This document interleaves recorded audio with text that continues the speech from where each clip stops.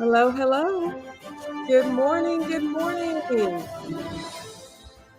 Wow, are you guys excited? I know that I am. Good morning. I'm Michelle McKissick. I'm chair of the board for Memphis Shelby County Schools. And for this morning, I think even more importantly, I am a longtime supporter of the Women's Foundation of Greater Memphis. I remember when I first came back to Memphis, this is my hometown, by the way. I came back and as a young reporter way back in the mid 90s, I was invited to participate in the Women's Foundation as it was launching. So this is so special to be here with you today. today. And I'm honored to serve as your MC this morning. So, on behalf of the Women's Foundation of Greater Memphis and the entire board and its trustees and staff, thank you for joining us for the second annual Leadership Symposium. Today, you'll hear from some of our city's most esteemed community leaders and industry experts who are eager to share their experience, insight, advice, and lessons learned throughout their careers.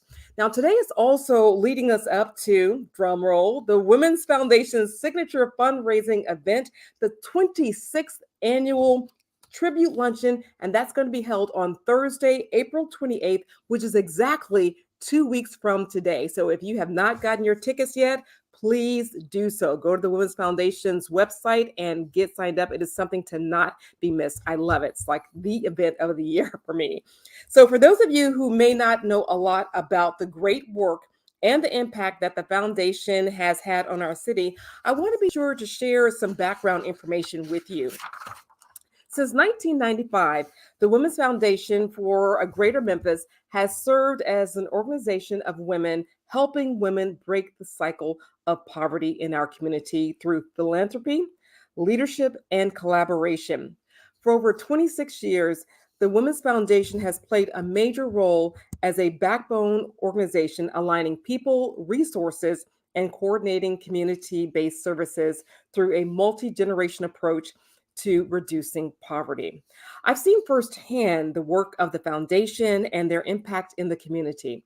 I'm proud to be a longtime investor, as I mentioned, in the work, and what they do to support families is absolutely outstanding. They also help foster leadership among women so that all women and children in the greater Memphis community can reach their full potential. Now, I'd like to take a moment to thank our presenting sponsor, Baptist Memorial Healthcare, as well as all the other sponsors who help make today possible. We have hundreds of attendees joining us from around the country, and you are all in for a real treat today. So stay tuned. Now, today's sessions are centered around a central theme, igniting your spark. Doesn't that just sound good? Igniting your spark. Panelists will share the highs and lows they have experienced. They'll share their real life lessons and help you prepare for and achieve success in your personal and professional journey. So, our first session is Oh, the places you'll go. You probably have been hearing about that since you were a child. Well, that will begin at 10:30. This session will encourage and inspire you to embrace where you are right now to help guide you to where you want to go in the future. Panelists will share insights and wisdom learned during their personal journeys. There will be a 10-minute transition after each session. During that time, we'll have fun trivia giveaways, but encourage you to definitely take care of yourself throughout the day. We will have our second session, why self-care isn't selfish. Isn't that important? Why self-care isn't selfish. And that will begin at 11:25. You'll learn how to identify and meet your needs to be the best version of yourself for those around you without feeling guilty. Panelists will break down what self care actually means and why it is crucial for your physical and mental health. Now, our third session, financial planning for the future. Wow, is that important? That will start at 12:20, and you will learn key steps you should be taking now to ensure you meet your future financial goals. Panelists will share how to prepare for your next big move, whether you're planning to buy your first home, starting a business, or caring for an aging parent. So, now that I have shared what to expect throughout today's program, it is my pleasure to now introduce the co chairs of the Women's Foundation Board of Directors, the dynamic duo of Dr. Marcia Bowden Marche, and a lot of you just simply know her as Dr. Bowden, and Gina Brewer. Dr. Bowden is the owner and founder of Bowden Internal Medicine, and Gina serves as Vice President of Goldman Sachs Personal Financial Management. Good morning. Good morning. Marcia and I are very happy to be joining you today. And we are honored to serve as board co-chairs of the Women's Foundation for a Greater Memphis. On behalf of our dynamic board of directors and trustees, we welcome each of you today to this year's Leadership Symposium. You are in for a treat. Today, you are going to see women's leadership in action here in Memphis. And as we envision a greater community for all, we also humbly reflect on our 27 years of leadership and legacy. So today, we will celebrate our accomplishments as well. Since 1995, the Women's Foundation has invested over $33 million in the Memphis community. We have been driven by our mission to foster leadership, promote philanthropy, and empower women and children to reach their full potential. Because of our many supporters and our grantee partners, we have been able to execute on our Vision 2020 strategic plan. And we've made a significant impact for our families in 38126, which is now known as South City. Over the last 5 years, we've invested $7.1 million supporting 180 programs, providing our community residents with case management, employment training, early childhood education, youth development, and financial literacy. And despite a global pandemic for the past 2 years, we are proud to report that to date, poverty has been reduced by 3%. And now you're going to hear about our plan to expand our place-based investment model from my Women's Foundation leadership partner and dear friend, Dr. Marcia Bowden-Marche. Thank you, Gina. I'm extremely honored to serve in this position, especially because I get to work with my good friend, Gina Brewer. Our foundation was founded by visionary women who believed in female leadership. So we're especially honored to present this symposium today. I have the privilege of reporting the community impact. The numbers are incredible, but the real stories come when you see the households, 85% of which are led by women. We are a people-centered foundation. We walk alongside our community partners and residents and other groups that work with us. The video shows exactly how we impact our community. Thank you for your part in helping us achieve our Vision 2020. We now have Vision 2025.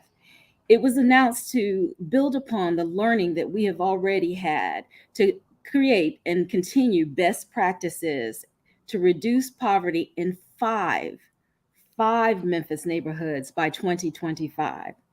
We salute the work of our grantee partners because without you, it could not be possible, and we embrace the voices of families that we have served. We'd like to thank our sponsors and our presenting sponsors and our Leadership Symposium sponsors, Baptist Memorial Healthcare, as well as FedEx, our tribute luncheon sponsor. If you haven't gotten your ticket, we recommend that you try to get one. We appreciate you attending every year. We are grateful for all 15 women serving as panelists today and our moderators. Our theme today is Ignite the Spark. They are giving their time, talent, and treasures to help us engage and inspire each one of us. Igniting the spark always sounds good.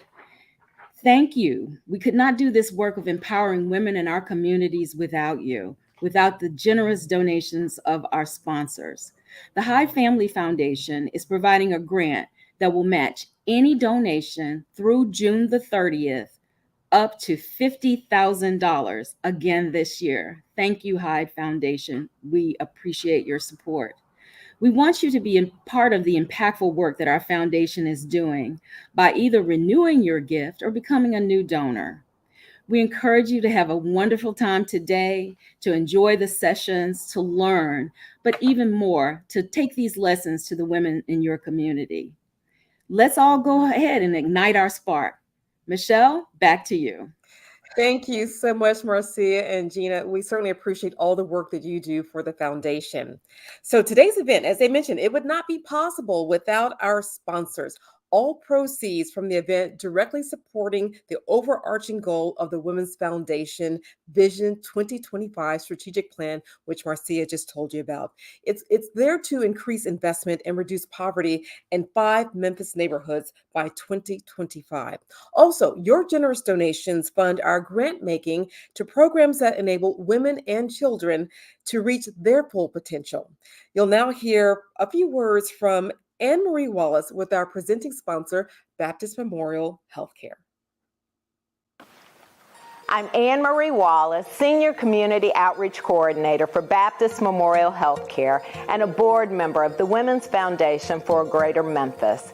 It is my honor to represent Baptist as the presenting sponsor for the Women's Foundation Leadership Symposium. This symposium is important for the professional development of women and provides the opportunity for them to be championed and embraced by a community of women. Baptist has collaborated with the Women's Foundation for Greater Memphis for more than 10 years. We worked together on the inaugural Legends Award, which expanded to include the Hall of Legends, a gallery of photos of Memphis's most inspiring women, along with art created in their honor. These beautiful pieces are on display at Baptist Memorial Hospital for Women. Today, we are proud to continue our alliance with the Women's Foundation by supporting the Leadership Symposium, which highlights women's leadership in our community.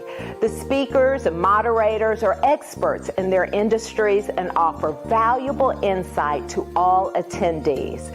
They are passionate innovators who are committed to elevating and empowering all women. Each session will provide real-life, personal experiences that elevate and amplify women's journeys and challenges on their way to success. This, too, is critical to our mission at Baptist Memorial Healthcare. We believe strongly in incorporating citizenship and recognize the importance of collaborating with community partners, faith groups, and government leaders to build a stronger and healthier community. Like the Women's Foundation for Greater Memphis, we support economic mobility for women. By helping women and their families succeed, we can improve not only their financial health, but also their mental, spiritual, and physical well-being. Thank you for joining us. We hope you enjoy this program and it sparks you to achieve a greater future.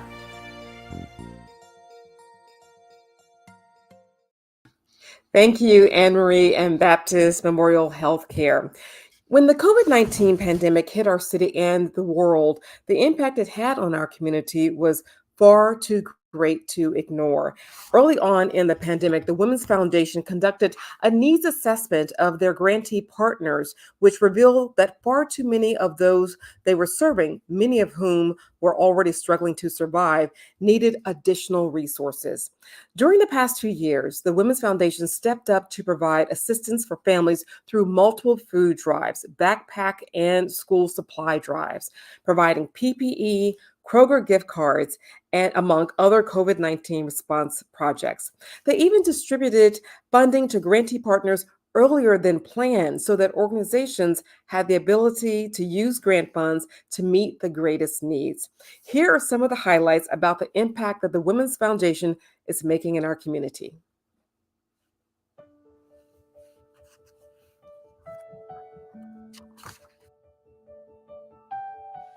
The community that we're working in, zip code 38126, is one of the most impoverished areas. 87% are African American, and most of them are led by women of color. So the Women's Foundation decided to develop and activate our Vision 2020 plan.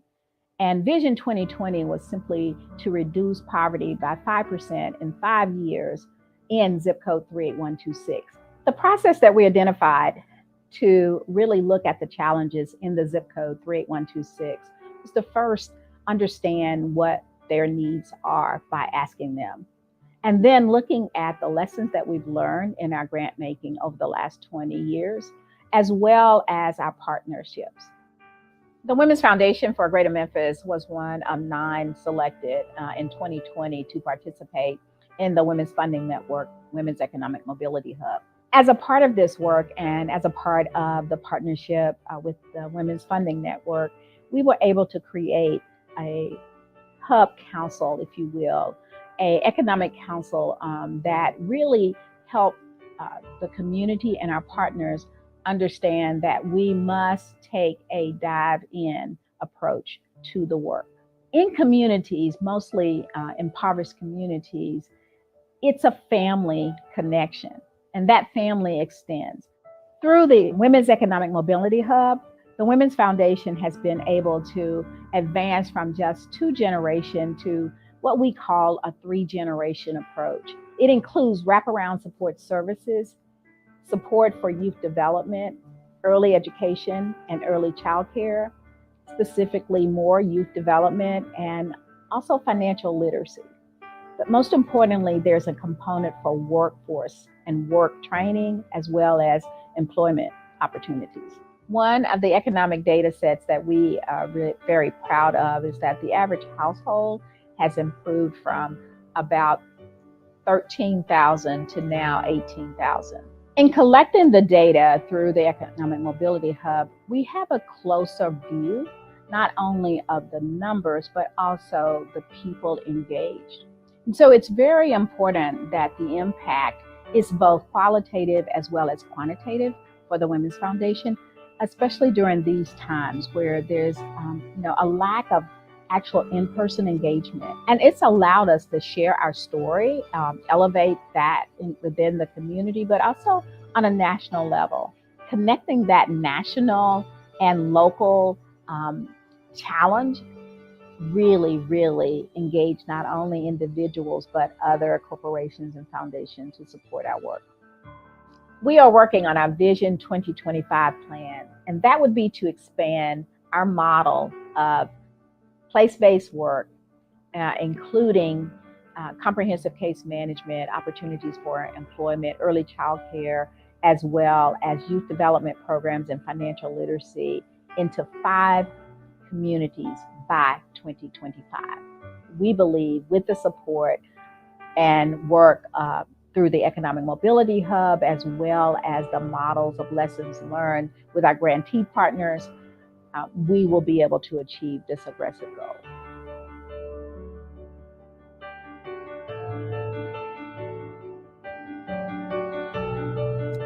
Wow, that was such a wonderful video. And I'm so glad to be supporting the Women's Foundation and applaud their work helping families, especially during the past few years with the pandemic. And I've seen it firsthand. I have the good fortune of representing zip code 38126 on the school board with schools like you saw in the video, Booker T. Washington. So thank you again, Women's Foundation, for all that you're doing for our families.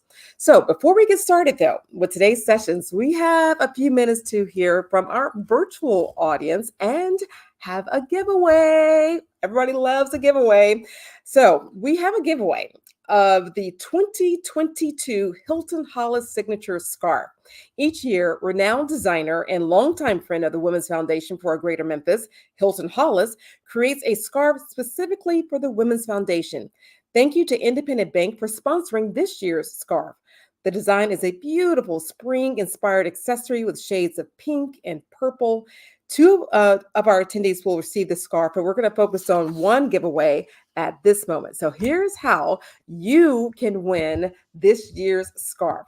I will ask a question, and if you were listening closely earlier when we were giving you some background information about the Women's Foundation, all the answers are right in there.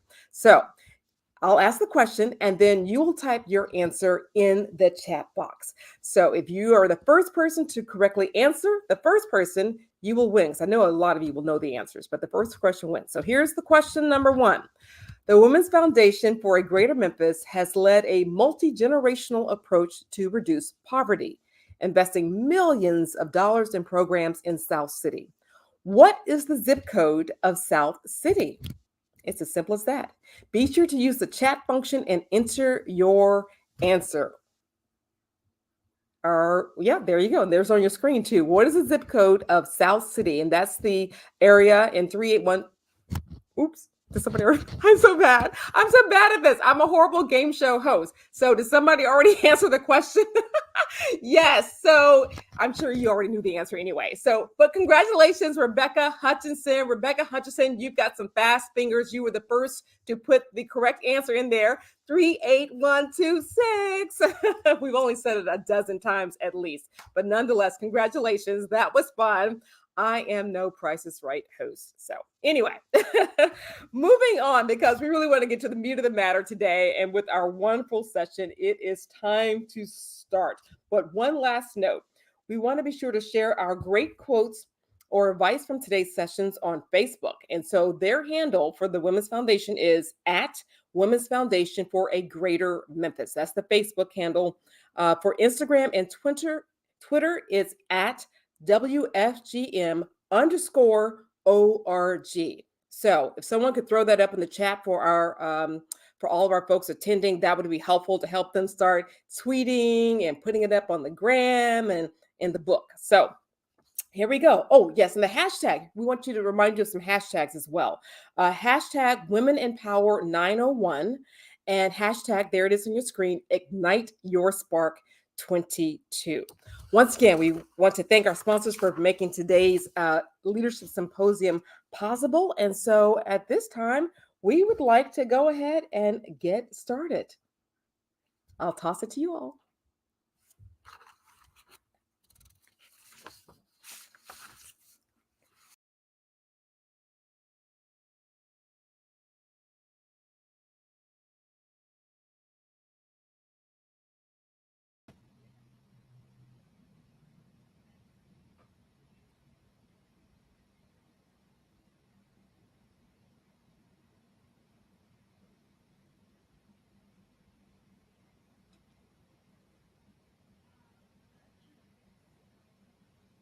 Good morning. My name is Travia Chapman, and I am excited to have you join us for the Oh, the Places You Will Go session of the Women's Foundation of a Greater Memphis 2022 Virtual Leadership Symposium. I bring you greetings from my hometown, Memphis, Tennessee, where I serve as the president of Bank of America Memphis and as a proud board member of the Women's Foundation. Today, we are going to kick off the symposium with a discussion about careers.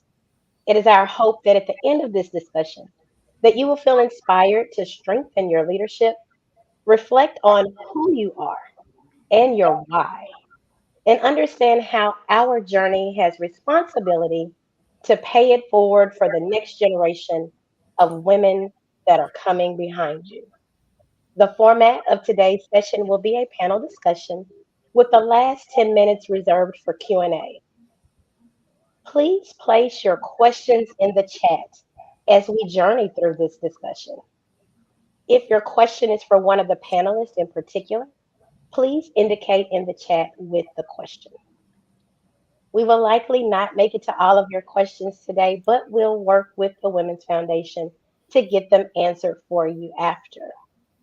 So joining us today are three powerhouse women that are leaders across multiple industries with amazing knowledge about careers. Can't wait to hear their journeys. Let's kick it off with Michelle. Michelle Earhart is the Vice President of Corporate Communications at FedEx. Her team leads global communications, connecting 600,000 team members through executive support, media relations, corporate communications, and internal communications for FedEx, the world's largest express transportation company.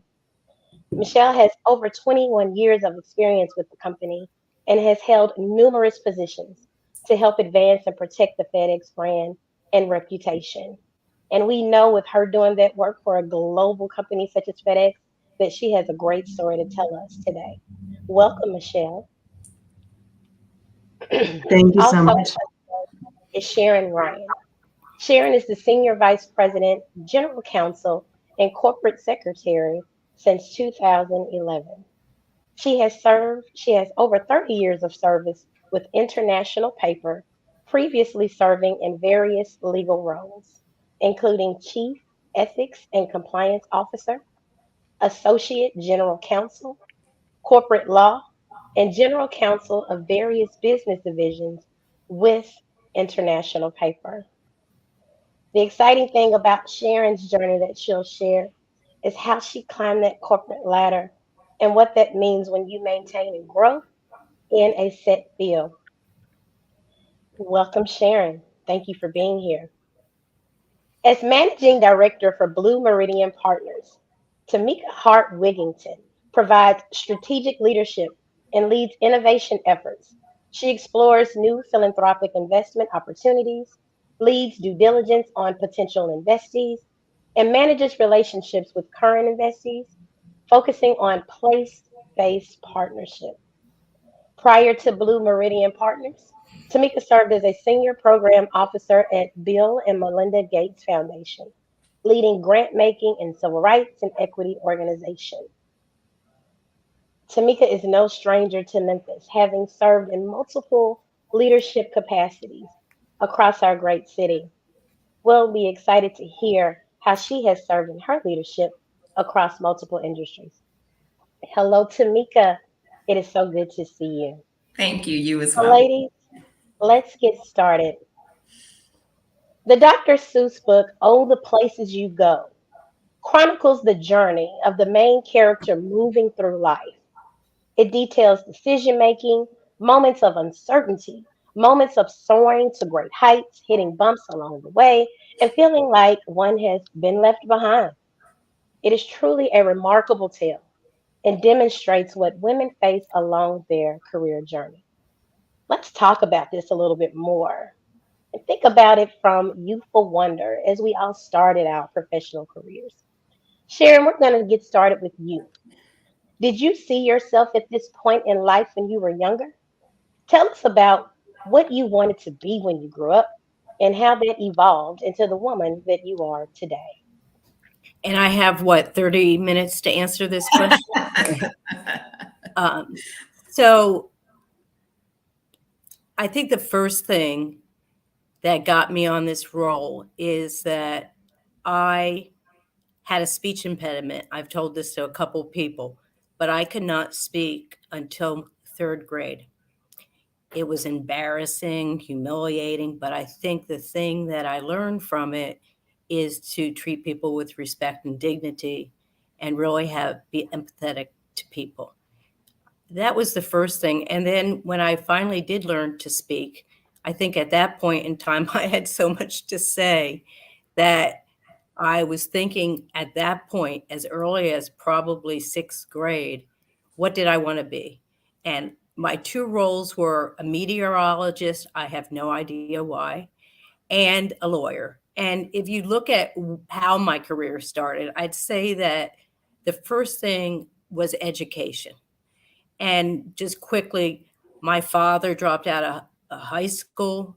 He went into the Army, he got the GED, and then he went on and got a master's degree. My mother never went to college. She dropped out, got married early to my father, and actually went back to college when she was 40 and got her degree and then ended up with an MBA.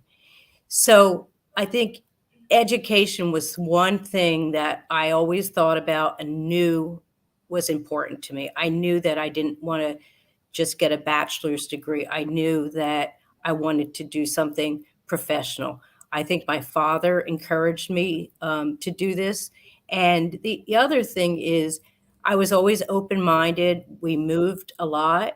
So I got to understand that sometimes you have to change courses. When I was in high school, again, I was very active in the student body and not president, but officer within that. And I think it's important. And at that point, I was really thinking about being a lawyer. When I went to college at George Washington University, I think I knew I was going to be a lawyer. And I joined a lot of organizations that were legal related. I worked at the Federal Judicial Center. I did pro bono legal work, course, I wasn't a lawyer, so I was the intake worker. So that's another thing that as you progress, and as I progressed, I kept thinking about what do I want to be at the end? And just, it doesn't have to be this way. But for me, I was pretty set that I was going to be an attorney. So I went to law school, graduated, and I just kept moving up. I started out in land and timber, which was a very male dominated area. I don't think there were any women in the land and timber organization, but I learned how to deal with men, how to have a thick skin, how to be very flexible. And that was a big help for me as I moved on. And I was willing to relocate. I was willing to take different jobs. I was willing to take lateral jobs. I was willing to accept feedback, give feedback, be direct. So those are some of the things that got me to be the general counsel. The other thing is, if you want a job, you got to speak up and you got to tell people because they can't guess. So make sure that whatever your goal is, that you speak up and let either your company or where you work know that that's what your expectations are. Thank you. Well, good afternoon. I'm going to ask Tamika and Michelle to both answer that same question, how you got started on your journey. We'll go to you first, Michelle. So, oh goodness. I got started on my journey a lot like Sharon. You sort of know what you want to do, but I learned early on you have to set your goals, but be flexible because the path that you take is not necessarily straight. At least mine wasn't. It was all over the board. And I learned too early on that you have to be the CEO of your own career, meaning, and Sharon, you said it well, speak up. No one's going to know what your goals are if you aren't out there advocating for them. And the path is rarely straight. So you have to be flexible and move around as you go. I started out thinking I wanted to, much like Sharon, she wanted to be a meteorologist. I thought I wanted to be a news reporter. And I never worked in that industry. And I had to figure out what I was going to do because I chose not to do it. So I had to be flexible.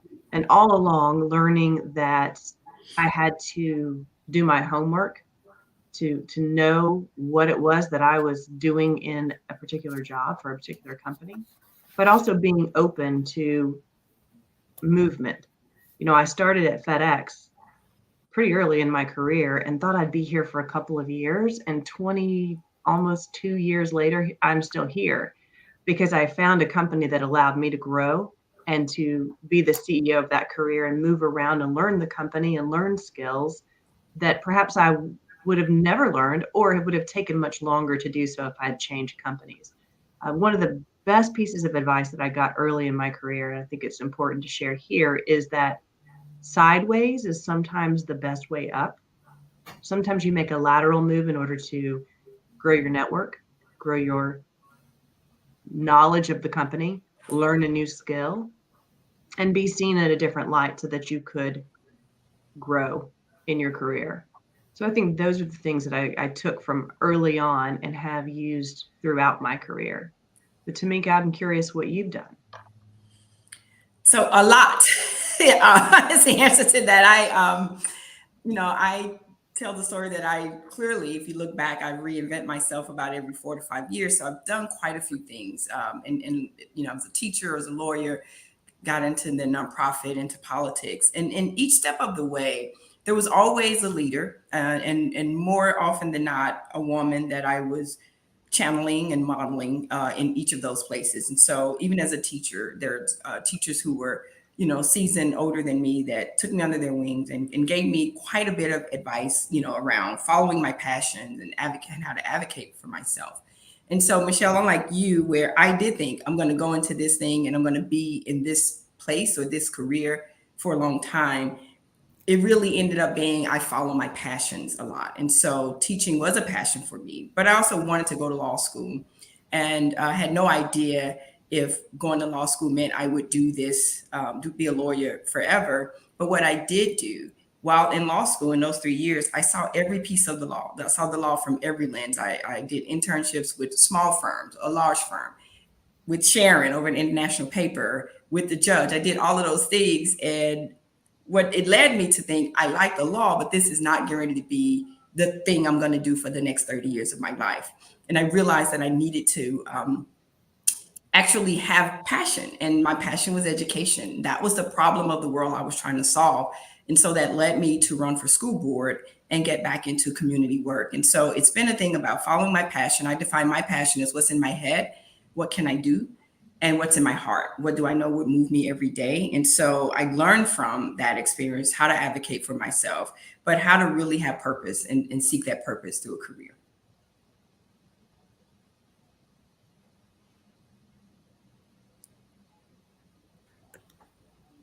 Okay, ladies, so we can't hear Trivia. Yeah. We're going to let her get started one more time. So, in thinking about each of your individual roles, has there been a theme that's resonated in how women's leadership has really helped you move to the next juncture in your career? And I'll start with you, Sharon. So repeat the question again, Shantae. That's a theme? Mm-hmm. Has there been a theme that's resonated through your career as you've really traversed how women's leadership has really helped you get to the spot that you're at?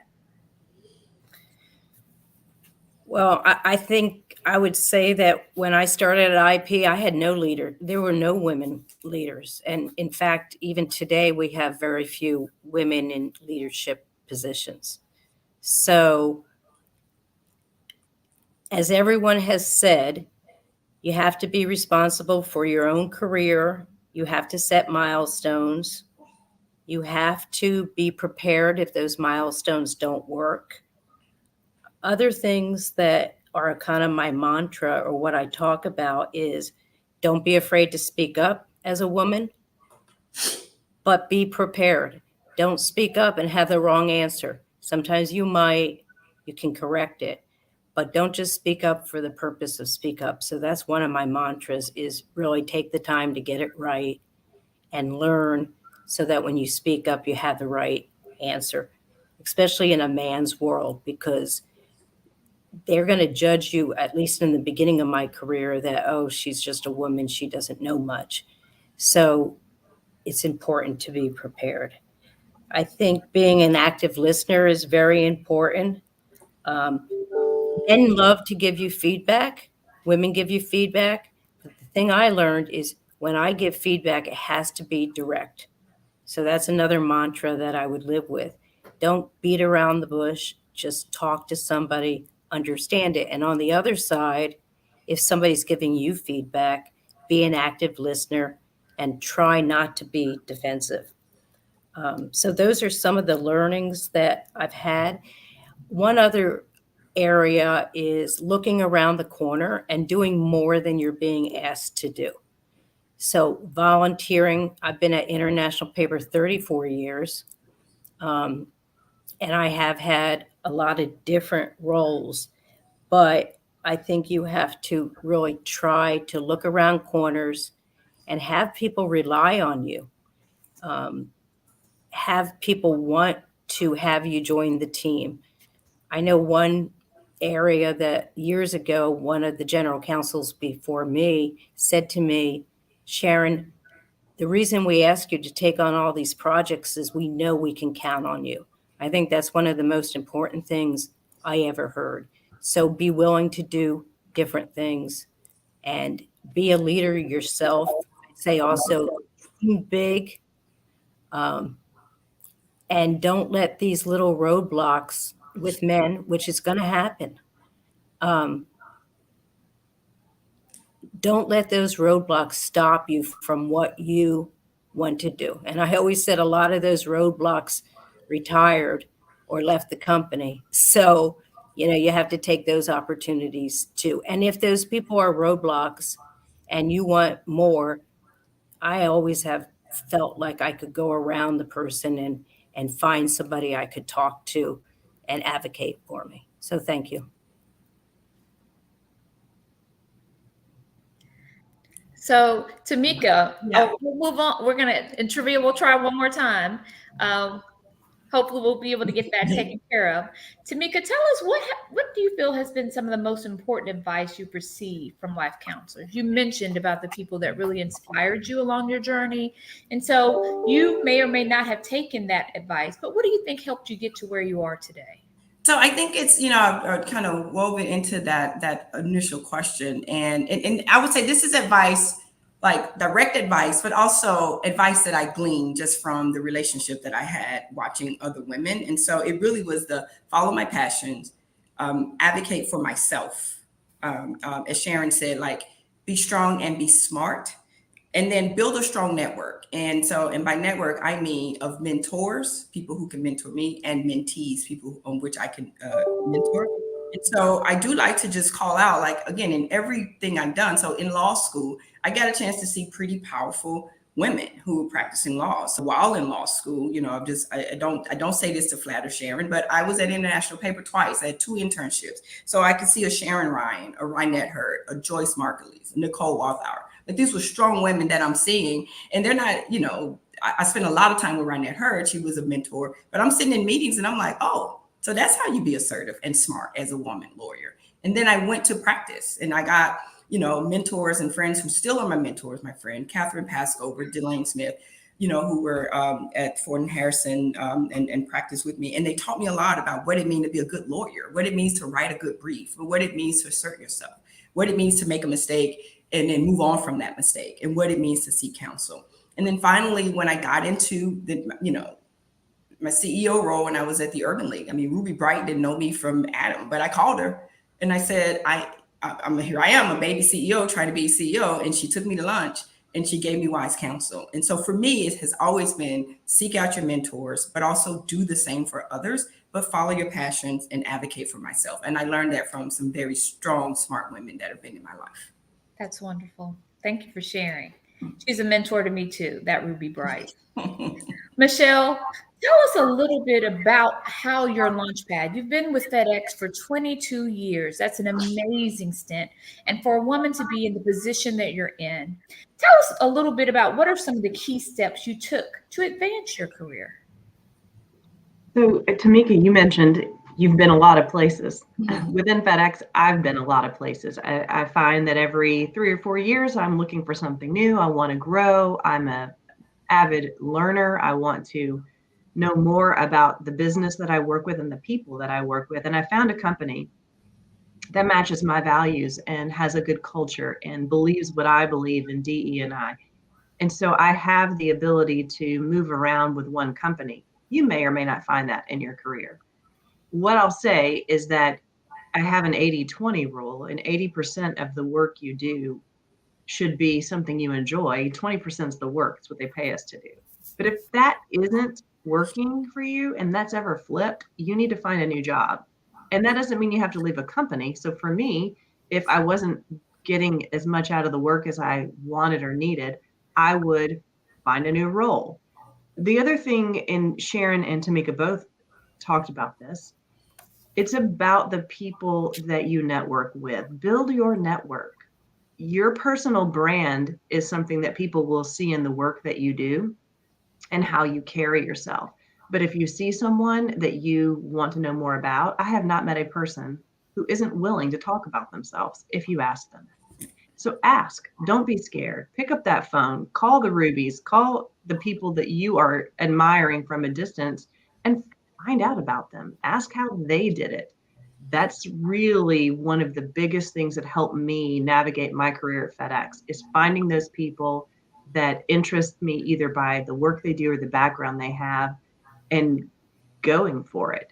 And like Sharon, there weren't a lot of women in a transportation company when I started all those years ago. I will say I'm incredibly proud to see so many more women and so much more diversity overall in the ranks within FedEx, but that's intentional and it has to be worked on. So find a place that fits you. So we're going to go to Sharon now to ask, Sharon, how do you personally know that you have made or are making the right choices professionally? many of our women are really just thinking about how they make the next step or the next move. Tell us how you think you've made those right choices and things that guide you in that.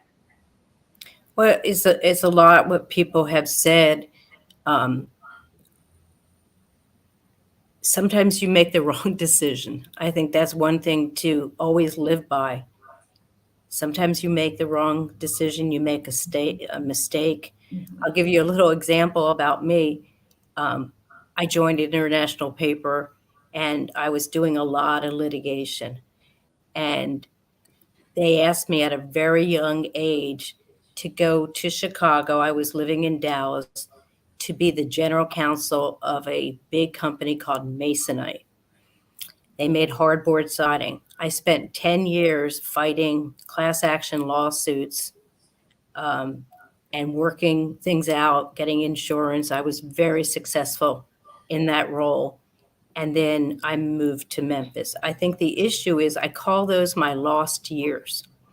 I'm not saying it was a bad decision, but Masonite hasn't been part of International Paper for many years. They sold it.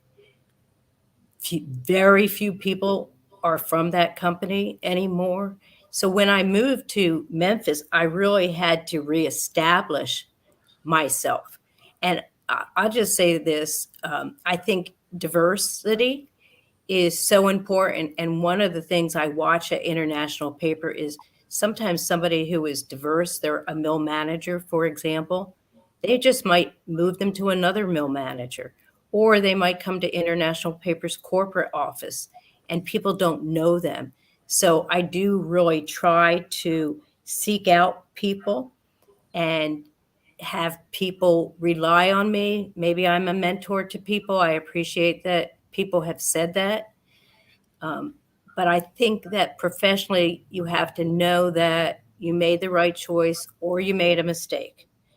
Another thing is that when you're thinking about right choices, do the one-on-ones that we do. Get the feedback. We have a whole process here at International Paper called the roadmap, where you fill out forms and say what your goals are and work. But then also understand that some things you're having issues with. When I first started at International Paper 32 years ago, I'll tell you, I was scared to death to speak in front of people. I remember going to a land and timber with all these men, and I was up there and I was a nervous wreck. So that's one thing I learned. I asked them if I could have a professional coach to help me there. And I think that is some of the things that you think about that are important professionally. But again, I know I made the right choices professionally because I am the senior vice president and general counsel of a major public company. So obviously I did make choices, but I made mistakes along the way. Tamika, that same question to you. You talked a little bit about the different ways that you've navigated through your career. So tell us a little bit about why you think and how you make those right choices.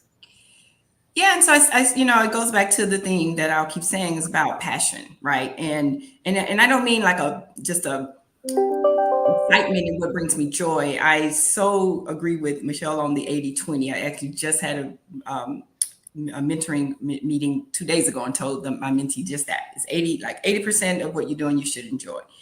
But for me, part of it is the passion connected to purpose. And so for each thing that I've done, I knew what I wanted to do in that moment, right? Like I knew I wanted to teach. I wanted to teach since a child. Perry Mason had me want to go to law school. So I knew I wanted to go to law school at some point. But the thing is, while in law school is when I realized, oh, I can do this for a while, but it's probably not what I'm going to do forever, because I realized I hadn't decided what was the problem of the world I wanted to work on. And it really turned out to be education. And so each road that I've gone on is because there was a different piece of education, right? I ran for school board because I thought, hey, I've been a teacher, but the school board usually don't understand how these policies are showing up in classrooms. So let me run for school board and see if I can be impactful there. But that led to wanting to be, impacting work at the national level, because there's so many things that happen at the national level that show up in local communities, and we needed people to be impactful there. And so it's always been about here's what I want to accomplish. And so always having clear goals connected to that passion. And then I would either reach that goal or realize in this particular space, this is not actually the path and avenue to get to that goal. So it's always connected to some kind of goal. Here's a path that I'm trying to chart, and I'm either on this path and it is the right path, or realize, oh, I reached this. Now what's next? And so it's always pushing myself. And so I live by the Cheshire Cat and Alice in Wonderland. Like people say, when people ask me, what should I do? And it's like, what do you want to do? And it's like, I don't know. Then I was like, well, it doesn't matter what you do. Like, you got to know what you want. Let that be led by some passion, some desire, some outcomes you're trying to seek, and then go forward. And so that's why I've changed a lot, because I keep coming to a pivot. Like, I either reach that goal or, oh, you're not going to get me to that goal. Let me move to do something else. Well, it's been great to see how you've navigated all of those different roles. And I think Michelle's comments earlier really about diversity and how you have to have women who are part of that journey with you. Michelle, tell us a little bit why you think sponsorship within the workplace is a really important part of that journey. So I don't think any of us could sit here and say that we got here by ourselves. And we had people that helped us along the way. And it is our responsibility to do that for others. And y'all, I'm going to get real with you. There are two kinds of women in the workplace and in the world. They're the women who help you up and promote you and lift you up and make you better. And then there are ones that want to hold you down. So which one would you want to be around? And which one are you? We need to support each other. We need to help each other. We need to find time in our busy lives and busy days to pay forward what was poured into us. And so it is incredibly important. It is incredibly important to have a sponsor, which is very different than a mentor. And those don't come without building relationships and networking. You know, there are three things that get me out of bed every day. And it is the work that I do is important to the people I do it for. And the second would be the people I do it with are people I want to spend my time with. I spend more time working than I do at home. And then the third is feeling like the work that I do is valued by those around me. And if I'm not getting those, or if any of those are off, it doesn't feel right. So you've got to find the place where you feel most comfortable being your best self. And look, I'm a different person than I was 2 years ago. I don't think any of us can come through a pandemic and go through what we've been through and be the same person. I've shifted what's important to me. And I'm older. So for you younger girls on this, and gentlemen who are on listening, you've got time to do what Sharon said. You can choose and choose again. But I'm pretty sure I know who I am and what I want, and I will not compromise at this point in my career. And neither should you. Know who you are, because as Tamika said, if you don't know where you're going, you're never going to get there, or you're already there. Mm-hmm. Well, and I think, Michelle, your comments are spot on, especially during a pandemic where each of us have had to reset in so many different ways. I think that's been important. We've learned how to navigate our workplaces very differently. So I'd like to just, for the three of you, ask, has there ever been a time where you've had to pause or take a step back? Tamika's talked about pivoting a few times within her career to really follow her passion. But Sharon, has there ever been a time where you've had to take a pause? Because I think through everything we've all gone through over the last 2 years, we do know we have to be okay with taking steps back sometimes. So maybe just share a little bit in your own career journey where you've maybe had to take a step back to help you be able to move forward. Well, I'm going to give you all some advice. Don't do what I did. I never did take that step back. I worked all the time. I did my vacations, but I still took phone calls. I had 2 children. I was out for a very short period of time. So I really didn't take a step back. I think at some companies you can, and you can take that pause and it works out.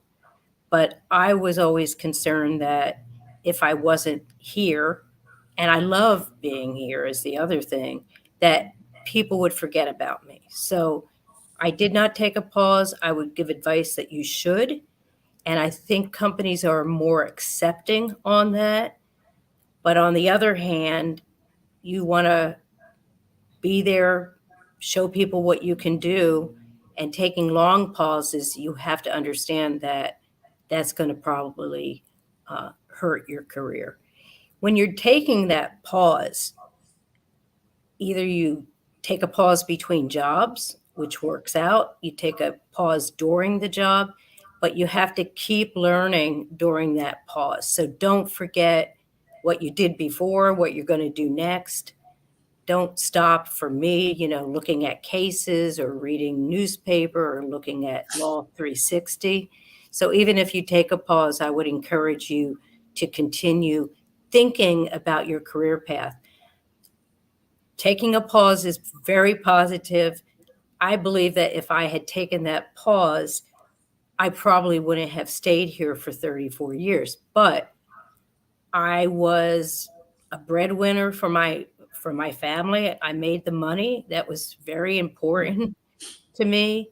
And I wasn't willing to take a pause where I wasn't getting paid. I mean, that's just the honest God truth. But work it out. If you're going to take a pause, if you want to stay at the same company, talk to your supervisor, talk to your mentor, talk to your sponsor, explain that situation. And I think companies nowadays are a lot more willing to let people take time off and come back or go to a different company. So, Michelle, maybe you could also answer. Has there ever been an opportunity where you've had to do that, or how you encourage women to think about navigating that in our new world? I agree with pretty much everything Sharon said. It's hard when you're working for a corporation like the two we work for. The work goes on whether you're here or not. So for me, the pause it looked a little different. I mean, we're all ambitious women, or we wouldn't be in the roles we're in. And for me, when I started having children, I had to take a breath and say, okay, quit trying to be a trailblazer. Quit trying to set the world on fire with everything you touch. How about just be good at your job, take a breath, focus on your family, stop overcommitting and getting on too many boards or too many volunteer efforts, because at this moment in your life, the most important thing are these two little babies and your family. And so I did that for 5 years within FedEx, and it didn't stop my career. It slowed it. I had to work a little bit harder to kind of get back into things, but I raised my hand when I was ready, and I went to my mentor and my sponsor and said, help me get there. And they did, without having to leave the company. So I don't think I'm got the most normal pause, but I do think there's a way you can do it to take some stress out of your life and still continue your career. And I think you're muted. No, mute. Mm-hmm. I want to give each of you an opportunity as we're starting to wrap up our session. I mean, we've had a few questions throughout the chat from our audience, but I think that you all have covered them in so many different ways, and I'm really appreciative. And I'm so grateful to our moderator, Travia Chapman, who really framed all these questions for all of you to really come together. I'm sorry that she's having technical difficulties, but she did an amazing job in helping to pull this panel together. And so I'm really excited and thankful for her. So as we wrap up, let us just hear from each of you. What is your personal mantra about you and your career? And Sharon, we'll start with you. Oh, wow. I have a lot. And in fact, when I became the general counsel, I looked back at my career and I thought about what I've done to be successful and what I would want my legal department that I was in charge of do also. So one of the things that I don't think we've touched on is I went to Leadership Memphis and I heard about packing your parachute. So you have to trust people. You can't really go back and micromanage people. You have to be the leader. You don't know everything, and you need to accept that you don't know everything, and then definitely rely on people. Another thing, you have to be authentic. I'm probably way too more authentic, but people look at you and they know if you're not being authentic and you're not giving people credit. You're not the person that you are. And when I first became general counsel, I came in and I was, all professional, and I wasn't being myself because I thought that that was important. And my boss came to me and said, "We like the old Sharon. Could you go back to that?" So I think that's what being authentic is. Some other things, I think you have to take 100% responsibility. Mistakes happen in your team, but don't blame people for other things. Always take the 100% responsibility. People appreciate that. Let people take credit. So if I ask somebody to write a memo on some topic, I'm not going to cut and paste it. I'm going to let that person send it to the chairman. So people don't like it and they see right through you if you are taking credit for everything. And there's a lot, at least at our company, people consider that egotistical and very not a leadership trait. I'd say have a thick skin. I've been talking about that. I think maintaining work-life balance. One of the things I do, probably again, there's skills that you do great. Sometimes you overdo it, but I try to be happy and I try to make it fun. It was pretty hard over those 2 years, but I like to celebrate successes, have parties, have fun. As Michelle said, you're at work a lot of the day, so you don't want to come to work and, you know, be angry or be bitter or say, why am I here? Because if you do that, people see through it.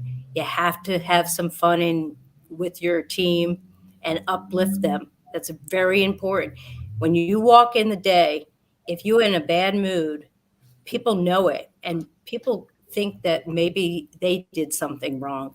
So I just try to be very positive, even if I had a bad night before at home, because people see that and they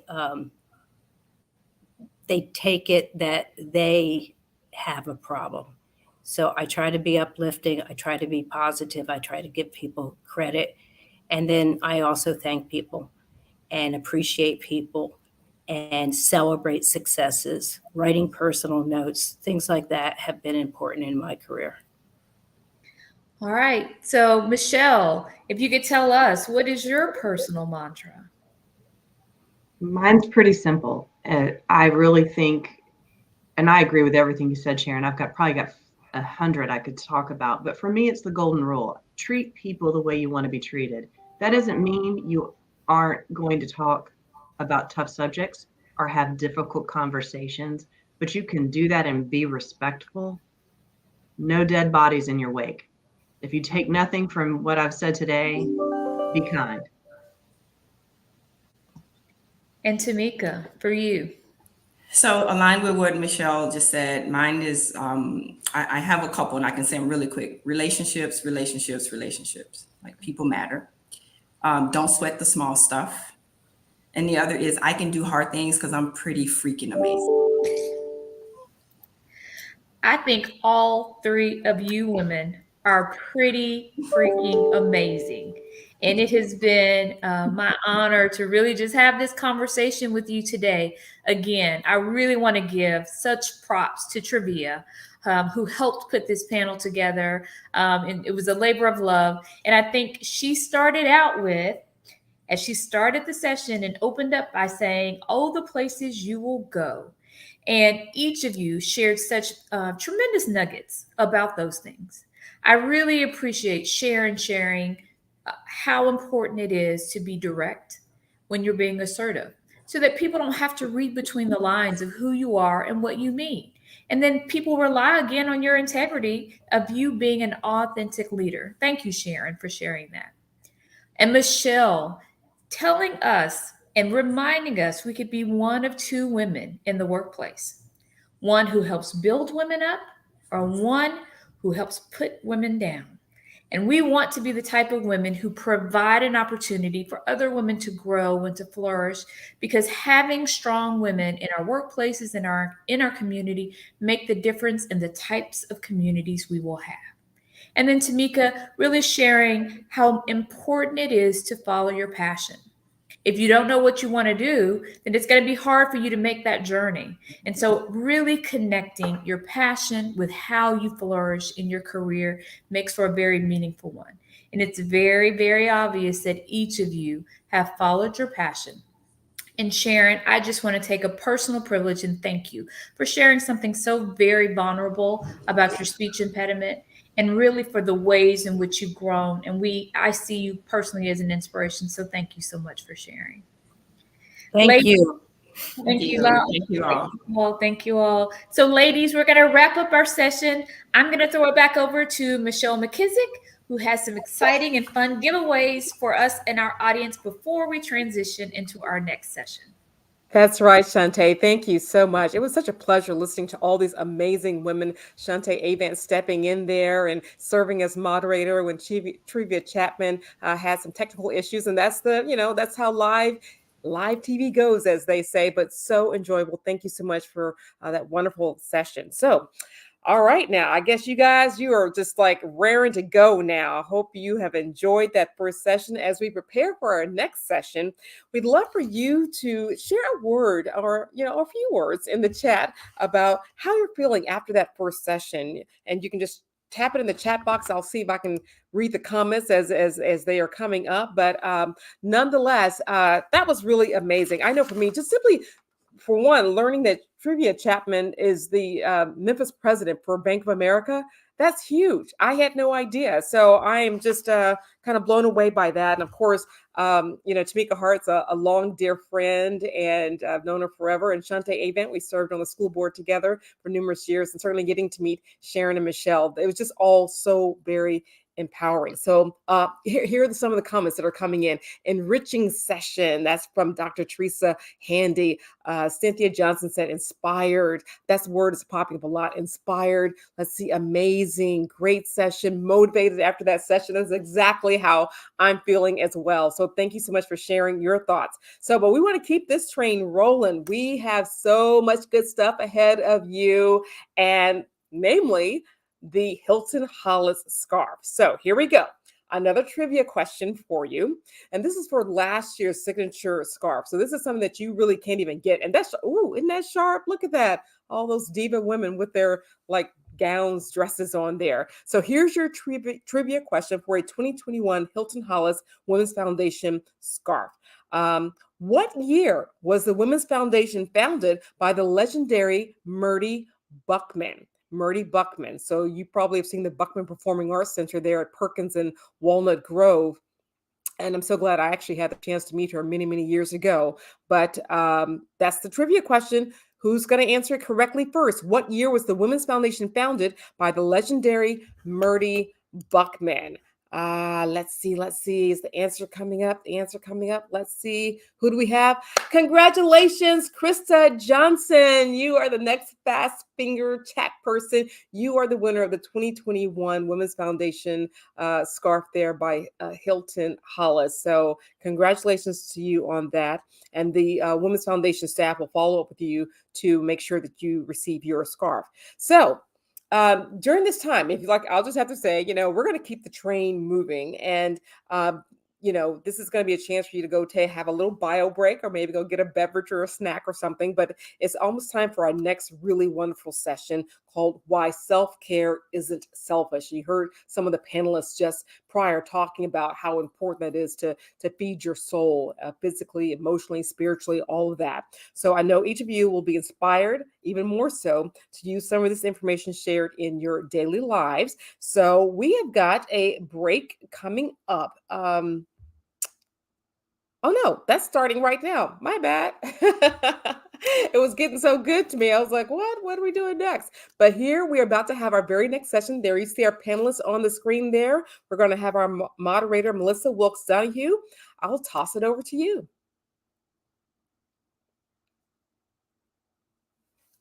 Thank you so much for allowing us to be with you today. My name is Melissa Donahue, and I'm the Director of Concern, the Employee Assistance Program for Baptists, and maybe some of your companies out there as well. So we are so excited today to talk about a subject that is so important. You heard from the amazing ladies earlier how important self-care is. That's part of what's helped them be so successful. But continuing on that same subject, we've got some amazing individuals to continue talking about why self-care isn't selfish. So today we have, starting off, Miss Amy Good. She's the publisher of Memphis Fitness, Health and Fitness. She's passionate about growing the health and fitness community and has done that for the last 25 years, along with triathlons, cycling tours, and road trail races. She's marked off several bucket list marathons in Chicago and New York City. And when she's not working out, she's always looking for the best cheat meal. And we know in Memphis, there's plenty of those places. All right. In addition to that, we have Dr. Lashendra Poindexter Massey, and she's a clinical psychologist, community change agent, and she's been licensed as a psychologist for over 20 years. She's maintained a private practice for 16. And Dr. Massey provides clinical services for children, adults, and families, and works specializing in anxiety and depression, trauma, childhood clinical issues, and abuse and neglect. So also about Dr. Massey, in 2016, she expanded her work into including providing educational services relative to mental health throughout Memphis for agencies. And she now is an adjunct professor for Union University, Memphis College of Urban Theological Studies. So two really awesome ladies there. And in addition, you may recognize this lady from her time being spotlighted on the news a few times here over the past 2 years. But Dr. Michelle Taylor is the Shelby County Division Director for Health Services. And Dr. Taylor leads the operation for Shelby County Health Department. And she's also a lieutenant colonel and residency trained flight surgeon in the Tennessee Air National Guard. So, you know, just a couple of rock star ladies over here doing some things. We're so glad to be able to have them and talk about what they do to take care of themselves. And just to highlight that, you know, a lot of times we think that self-care is a selfish thing, but really it's part of what, you know, it should be a part of your daily regime that you do to take care of yourselves. So, all righty, ladies, we jumping right in, or are we waiting for some of those folks to get back from their beverage breaks? They want to give them one more minute. All righty, let's do it. Good to see you, ladies. Amy, I'm glad to see you. Yeah, nice to see you.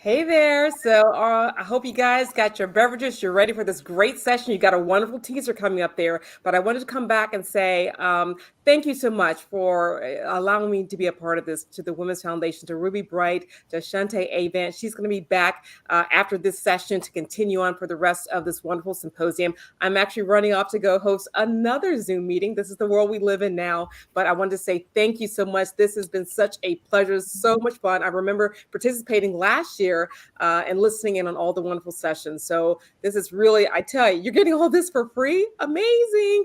But remember, try to support the Women's Foundation. Come to the luncheon. If you like this, you are going to love, love, love their annual 26th annual luncheon coming up in just 2 weeks from today. So with that said, I'm going to toss it back to Melissa. Oh my gosh, you guys are such a great panel. Hi, Michelle, Dr. Taylor. Hi, We went to White Stations. I got my Spartan green on. Oh, I see. I love it. But listen, have a great session, and I'll be having one ear in until I have to jump on my next meeting at noon. So bye, everybody. Michelle, make sure you take time for some self-care as you're jumping from Zoom to Zoom. We know that is the world that we live in, but again, all right, ladies. Well, you've heard the introductions and the awesome bios of these amazing ladies, so we'll jump right into it. Starting with you, Dr. Massey, how do you define self-care? We hear the idea of that a lot, but it means something different for everybody. What does that mean to you? What self-care means to me is a lifestyle. I've really tried to encourage people to move from a space where self-care is the thing that we add on after we've done everything else. It's a reward for completing all the wonderful things that we're responsible for. So I really try to promote the idea that we need our self-care to be just a part of how we live, the things that we do to make sure that we are a priority, and we're adding those things in regularly, as you said, our part of our daily routine, and not the extra. So for me, self-care is a lifestyle. Absolutely. How about for you, Amy? What does self-care define to you? Well, of course, I'm an exerciser, so running and biking and taking my health seriously is always important. But I've also really gotten into the mental sides of things with self-care. I mean, exercise, it's not only good for your body, but your mind. And with anxiety, depression, stress, it makes me a better person. So I use it not just, hey, I need to be fit, but also for mental health and to make me a better mom, a better professional, better friend.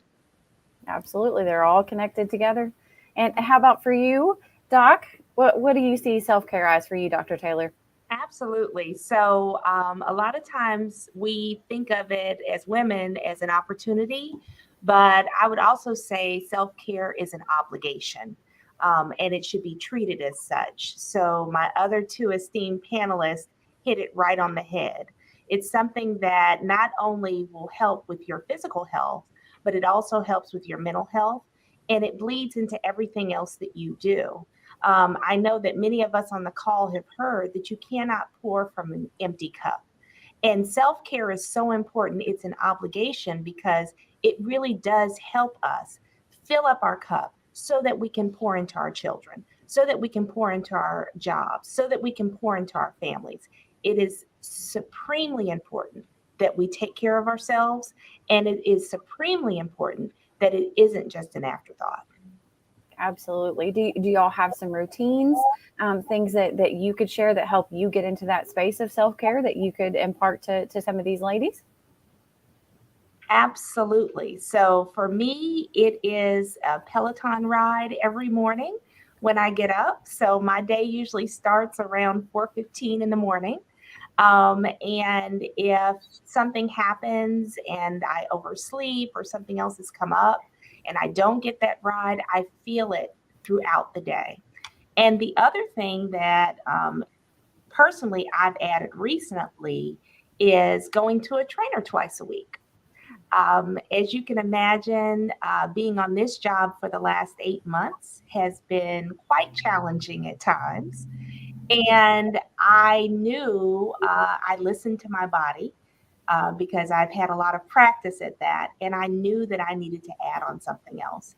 And so that has made the difference for me. And I think that's one of the messages that we will all give you all today is that really take time to self-reflect. Self-care is something that it's a lesson that you learn over and over again. It's not static. So you may have a routine, but sometimes you may need to add to that routine to make sure that you're taking care of yourself in optimal ways. Absolutely. I wanted to add that, part of the routine is sometimes not having the routine. I Yes. think that sometimes as women, we think we should do this. We've got to mark it off list but you have to listen to where you are that day. I mean, some days I get up and I'm like, today's not a run day for me. Today I need to journal. I need to say what I'm grateful for. So I think we get caught up in, I've got to mark it off the list and do this, that, and the other. And sometimes the self-care is something different. So maybe it's not the routine.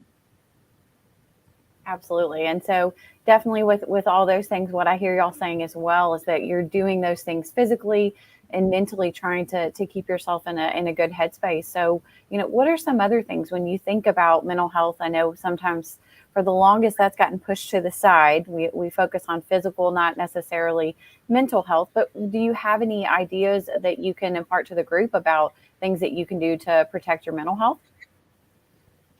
Absolutely. I think when we start to prioritize mental health, bring it off of the back burner where it has been, and really allow ourselves to be intentional about what it means to take care of our mental health. I like to encourage people to know that there's a difference between health and illness in the mental health space, just as they're in the physical space. So that we want to have some ideas of what's going on for us in our mental health that we do regularly to keep ourselves healthy. If that is making sure that we have some rest time. We often don't think about that, and we often think about rest as only sleeping. But I like to encourage people that we want to have in our day some downtime, some regroup or rejuvenate, so that we're not scheduling things right behind each other and wearing ourselves out throughout the course of the day, hoping that we get to a pillow soon to lay down. But actually having some time for some rest and relaxation, and also some time for some release. That is very important for our mental health. So when I think about release, that we're having a space that we're sharing thoughts or sharing feelings and not bottling those things in. Maybe we do that with a professional, as Dr. Taylor was mentioning. Have your therapist that you go to see and deal with, so that we're recognizing there's room for us to really make it a part of what we do in an intentional fashion to take care of our mental health. And if we happen to discover that there is illness there, then we definitely need to make sure we are finding that time to seek a professional assistance with those things. Absolutely. Other than that, do you feel like that the people that you have in your life are supportive of you taking that time to take time for self-care? Absolutely. I mean, my daughter will tell me, Mom, go for a run, chill out. And, I come back as a calmer, better person. So absolutely. I think people see a difference when you're relaxed. It just shows across the board. So I have a similar story.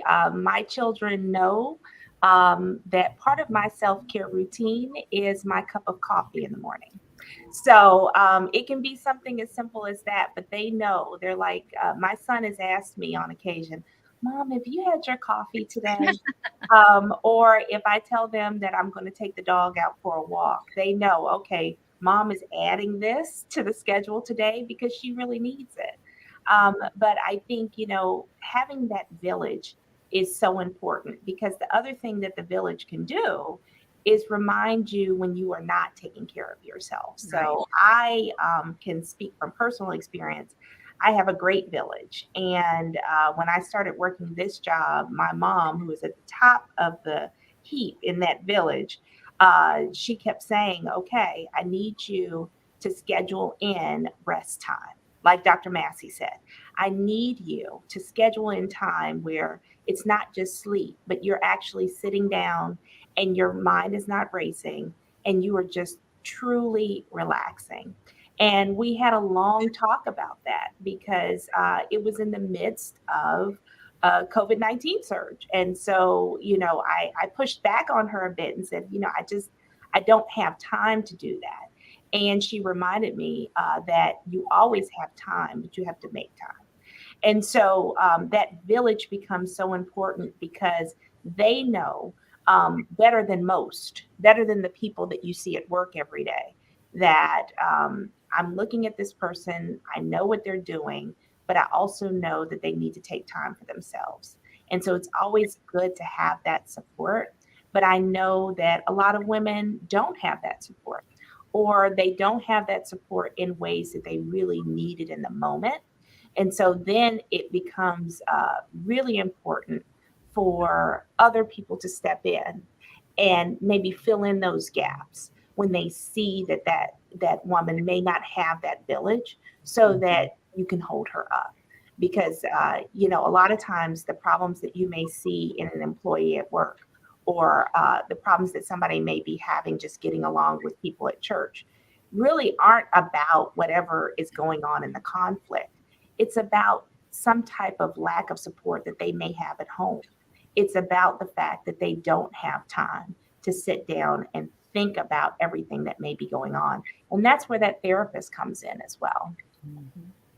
And actually being able to receive that support that you're getting from your group. I was speaking on the phone with my brother the other day, and he said to me, sis, space and grace, and was reminding me that I needed to do that for myself as I'm complaining or talking about all I have to do or whatever is going on. And he says, space and grace. You've got to give yourself some grace to slow it down and get some things done and make that space for yourself. So I have to be able to be a good listener as much as I can do it for myself as I am to be able to do that. As Dr. Taylor was saying, mom says, take a break. And you're like, well, I've got to.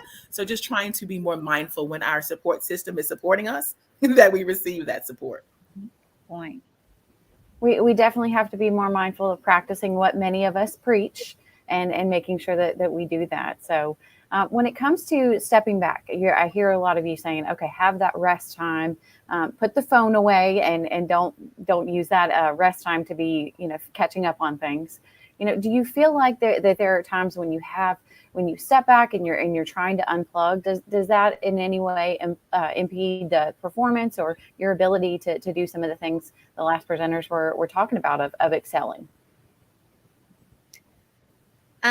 I don't. I always make it a point that when I am out doing self-care, that I'm not sitting there talking about, thinking in my head, oh, what emails do I need to send, or who do I need to call? I stop all that and I make it mindful that I'm going to think about the 5 things I'm grateful for during this exercise, walk, weightlifting session, whatever, and not get caught up in letting it take over, and then I'm not running, or I'm running slower, or I'm stressed out, or I cut it short, or whatever, because I think I got to get back and do more work. So I just say that I put it on a separate side note for 30 or 45 minutes, whatever the time is, and just really stay focused in what I'm grateful for. That's exactly right. I think, a lot of times we think that self-care, like we were talking about the routine earlier, is just another part of the routine that has to be scheduled. Right. And you can't think of it like that. It's not something that's going to impede performance. It's actually going to enhance performance. Right. It really is. And you have to think of it that way. A lot of times what I will tell people in one-on-one conversations is that if you don't take the time to take care of yourself by choice, eventually you will have to take that time by force.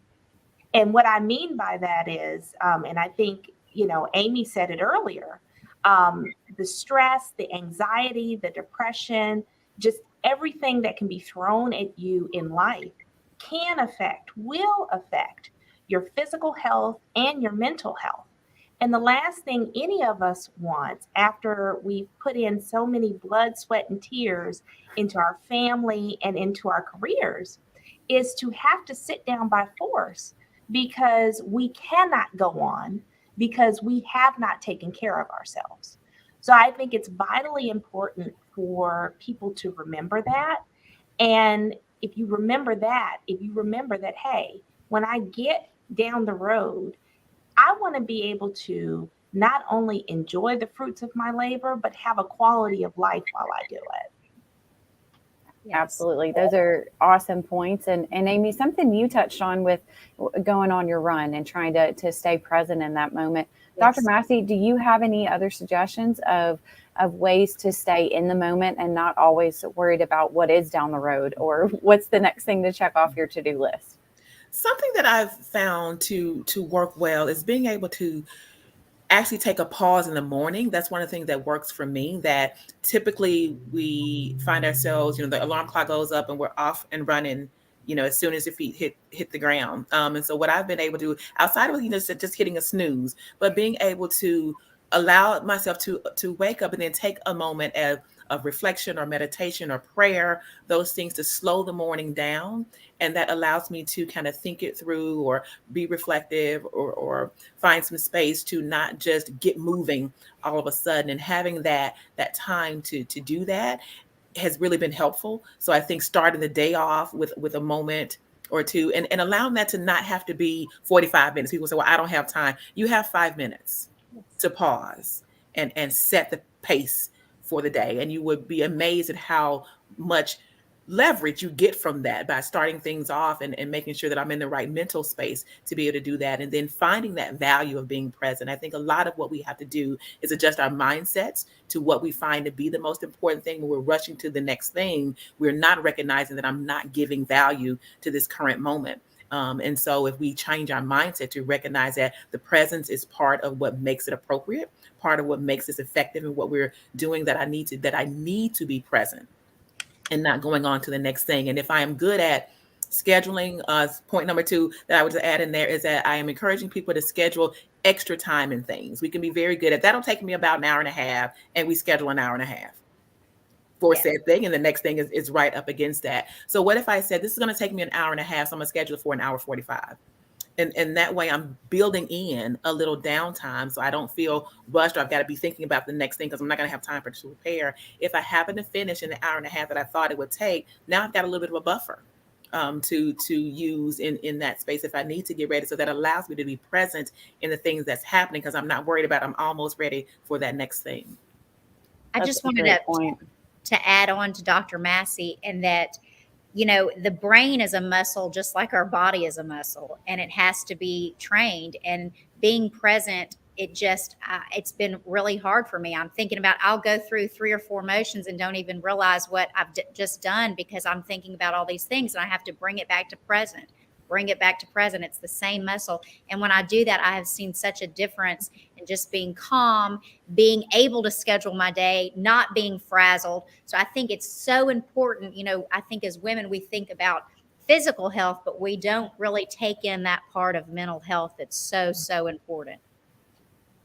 Absolutely. That's a great point. And I think to Dr. Massey's point about, being in a virtual society, those back-to-back meetings, I think we're busier than ever because it's easy to just, jump on the next call and not be able to stand up and take a break. So thank you for adding that. Ladies, what response would you have to women that feel like they don't have time for this? We're talking about scheduling, squeezing something in there. That's the excuse we hear a lot, is that I don't have time for that. I'll get to it tomorrow. Well, I always say there's 24 hours in a day. Can't you take one for yourself? Good point. So that's my motto. And a lot of women, Amy is exactly right, but a lot of women will argue with you. I've been one of them to say, I don't even have that hour. I don't even have that hour. And I've had a person challenge me on that and say, okay, you say you don't have that hour, but why do you not have that hour? Is it because you do not trust the people in your village to help you with the things that you may need help with, the kids, for example? Is it that you do not trust your team at work to do their jobs so that you can take that hour? What is it that is keeping you from that hour? And so I say all that to say, a lot of times as women, we will hope and pray that somebody else will take the responsibility for our self-care, or maybe take pity on us, or say, maybe you should just take a day and I've got it. We should take charge of our own self-care in a lot of cases and say, you know what? This is an hour I'm going to take. This is an hour I can take because there are 24 hours in a day. And this is important so that I can do and fill up the other 23 hours in the day with what I need to fill them up with. I love what Dr. Massey talked about, scheduling even more, putting that padding in, because we know a lot of us will make that middle note, or if you like me, you always got that sticky note where you're making those lists. Well, when you're making those lists, add in that extra 15 minutes and make sure that you stick to it. I always like to tell this story to my close friends about my mom when I was in high school, another mom story. And she had just gotten super frustrated, probably with my dad. And she came to me one day and she said, I'm going to go on strike. And, I'm 15 or 16. I'm like, well, what does that mean? She said, the only thing you're responsible for is what you've always been responsible for. You're supposed to clean your bathroom once a week, and you're supposed to wash your own clothes and take care of yourself. Everything else, do not do. Do not help your dad or your brother with laundry. You don't have to do anything else.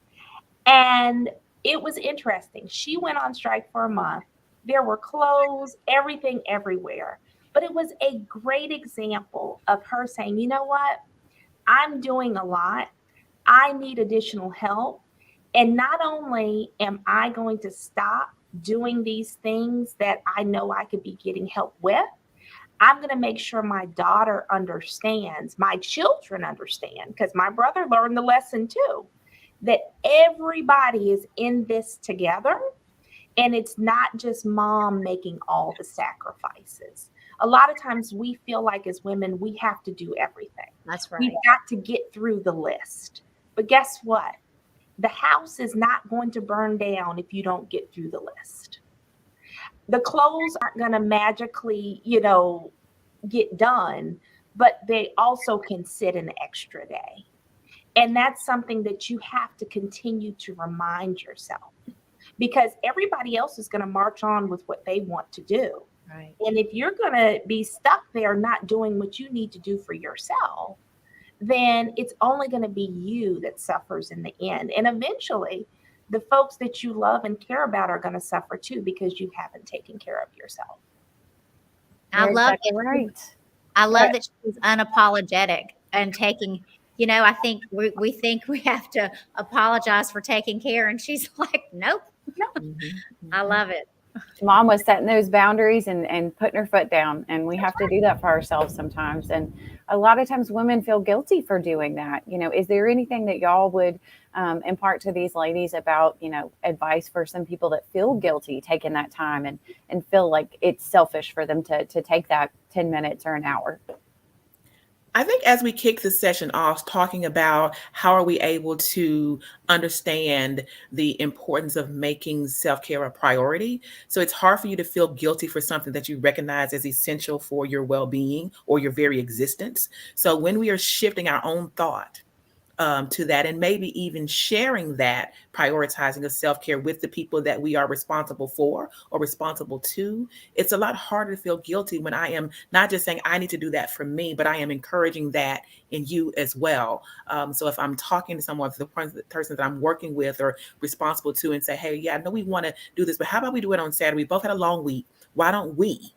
And so then I'm encouraging this idea that we're going to take care of ourselves while we do this, and that can help us not feel guilty about it. Because the thing I hear ringing out the most today is that we want to really be able to get to a place where we understand this is essential for our well-being. It's not an extra. So how is it that I am going to feel guilty for something that is the one of the things that's going to sustain my very existence?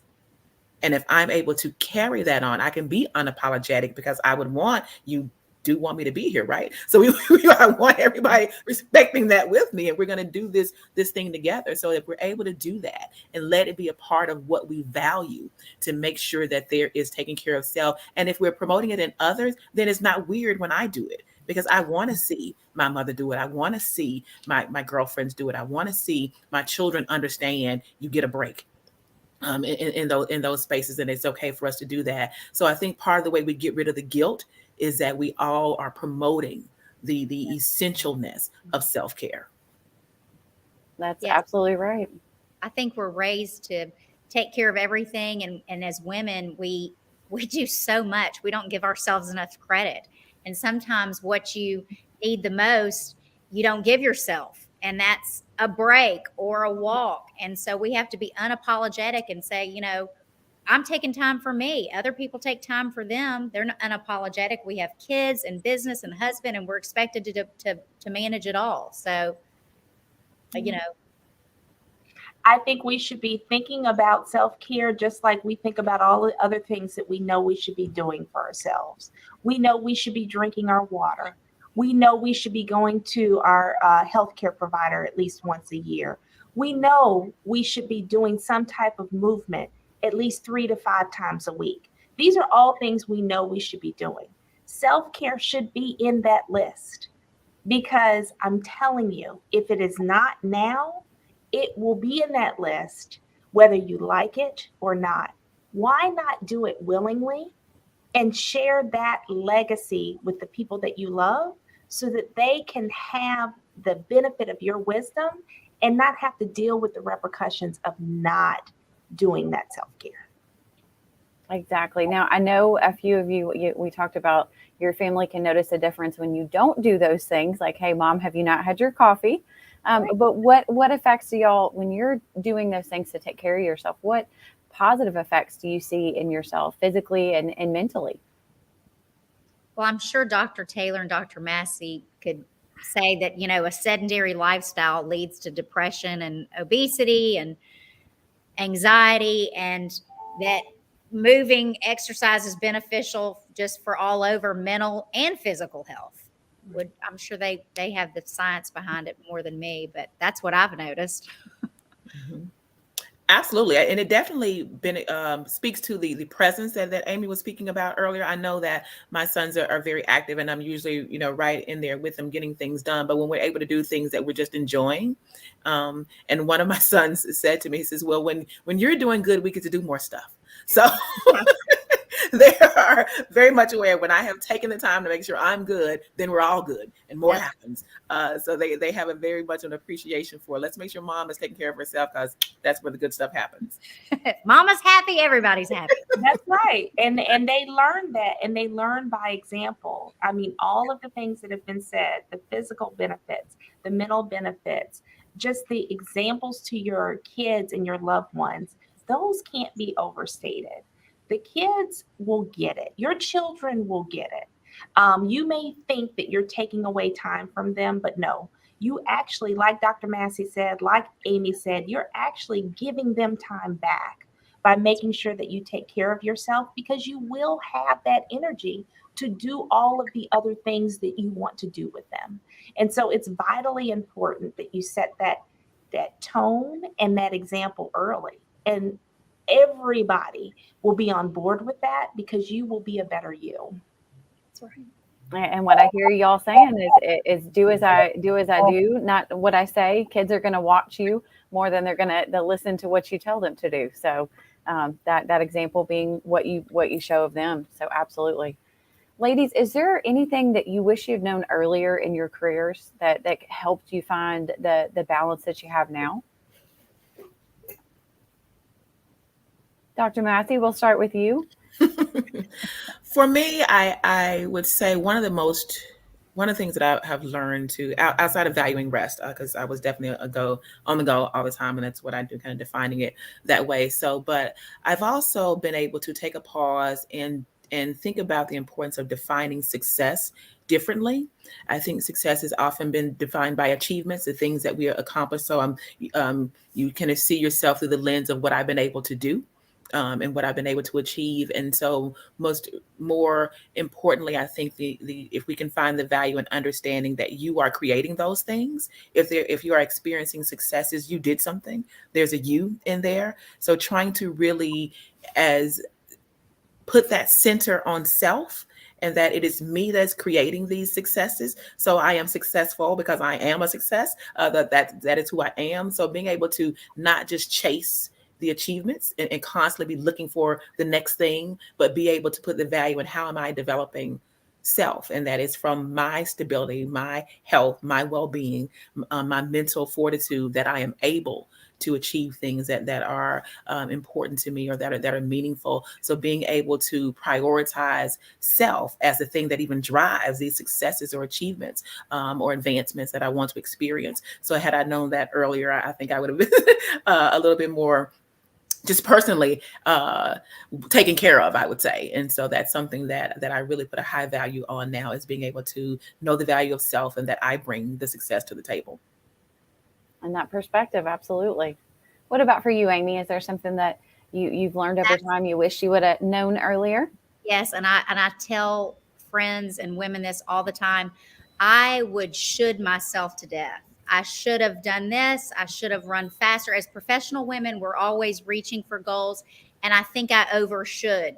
I should run faster. I should have gone longer. I should have done that instead of being where I was, accepting where I was, being proud of where I was. Don't should yourself to death. You know, that's what, and now I kind of, say, well, this is where I am today and I got this done, and that's great. That's right. Absolutely. That's a valid point. I'm sure many of us do that. What about for you, Dr. Taylor? What would you tell your younger self? You know what? I would tell my younger self that not taking care of myself can be very destructive very fast. So I've told this story before to other groups, but I'm a breast cancer survivor. Oh, wow. And I was diagnosed in January of 2016, the last time I worked at the Shelby County Health Department. And I had a lot of life things going on. I had a marriage. I had 2 children, one of which had not turned 2 yet. I had a demanding job. I had a lot of things going on. And I was juggling a lot. I was taking care of a lot of people, but I was not taking care of myself. And that diagnosis was a wake-up call, mainly because I understood as a physician, my mammogram the year before, completely clear, nothing on it, completely normal. 1 year before, the next year, 2 spots of cancer, and invasive cancer. And so I'll never be able to prove that stress and anxiety and just trying to do it all caused my breast cancer, but I will tell you that I truly believe that it contributed to it. Absolutely. Just because of how fast moving it was. And you know how I talked about you'll either do it by choice or do it by force? In a lot of ways, I was made to start taking care of myself by force because of that. Because I really had to sit down, be self-reflective, like we've talked about, and decide what I needed to do to be around to raise my children, to be around to see my grandchildren. And a big part of that was stepping into this self-care space, owning it, and not feeling guilty about it anymore, because it meant that I was going to be around for the people that I loved, and I was going to be around to do the type of work that I have always wanted to do. And so if I could give any message to my younger self and to the people on the camera, this is an evolving process. You will continuously learn about self-care and what it means to you, but do it not only for yourself, but do it for the people that you love so that you can be here, like I said, to enjoy the fruits of your labor and to continue to pour into the people that you want to pour into. Thank you so much for sharing that personal story. And we're certainly glad that you're rocking and rolling and taking care of business and here now. So ladies, what advice would y'all give for someone that says, okay, y'all are telling me to do this. I know it's important. Okay, starting today, when I get off of hearing all these awesome women and this pep rally to keep us going, okay, I'm going to start taking care of myself. What advice would you give to these ladies starting off? Where would be a great ground zero, or, maybe a little bit more for them to start from here? One of the things that I would say, and it may sound a little bit of bias being that you know who I am and what I do, but valuing a therapist. That when we think about self-care, so much of that is hinging on how we understand it and what we are and defining that for ourselves. And sometimes we need more than just, as you said, a pep talk to get us there. If I really am struggling with the guilt of that or not knowing how to reorganize my responsibilities so that I can take more time for myself, I don't want to minimize what it is that we're saying that we are responsible for women, and how important it is and how challenging it is to create that space for self and build those things out. And not to mention, we've talked a little bit about there may be depression or anxiety or other things happening for us, that because we have not taken time to know their presence or define them and know what they are, that they are impeding what it is that we're able to do. So I would just like to encourage people, as you think about it in a larger sense, just as Dr. Taylor told us, she added a personal trainer on a couple of days a week to add that professional awareness to what needs to happen. Amy mentioned the science of it. There's science behind these mental things that we need to be doing. So I would just encourage, as biased as that may sound, that you look into having a therapist on board. Absolutely. You're stronger with the support you have, just like the ladies in the last session were talking about, having your mentor, have all your people in place, a trainer, a counselor. Yes, I get asked this question all the time being at the magazine. People ask me all the time how to get started, all this kind of stuff. This is what I say. If you've had a bad lunch day and it was high fat or a fattening breakfast, the day isn't over. Have a healthy dinner tonight. If we get off this call and you have 10 minutes, walk around the block. If you have 10 minutes of tonight, walk around the block. That's how you get started. You don't have to start on a Monday or in 2 weeks, or, oh, I already ate bad today, so it's too late for today. It's never too late. It's small baby steps. It's, it's moderation. It's not all or nothing. Just start doing something for you. If it's tonight, you write in your journal, or you walk around the block, or you skip the glass of wine and have water with your dinner. Just start. You mean we don't have to wait till January 1st? That's right. Everybody wants to start on a Monday. What's wrong with today? On Monday, I'll start this. That's right. It's got to fit the schedule. There has to be. That's right. And the start doesn't have to start with you stepping on the scale. Right. And guess what? You don't ever have to step on the scale unless you go to the doctor's office or the nurse practitioner's office, and you don't even have to look at the number. Right. Don't get on that scale every day. Don't even do it every week. If you are really worried about weight and all of those things, and we know that there are health benefits to losing weight, judge it on your movement, like Amy said. Judge it on your sense of well-being, like Dr. Massey said. Judge it on what you're doing to take care of yourself, and I promise you, all of the other benefits will follow. They will follow, and your body will crave the right things. That's right. It starts with the first step, whatever that first step looks like. Even if it just looks like 2 minutes walking around the parking lot at work.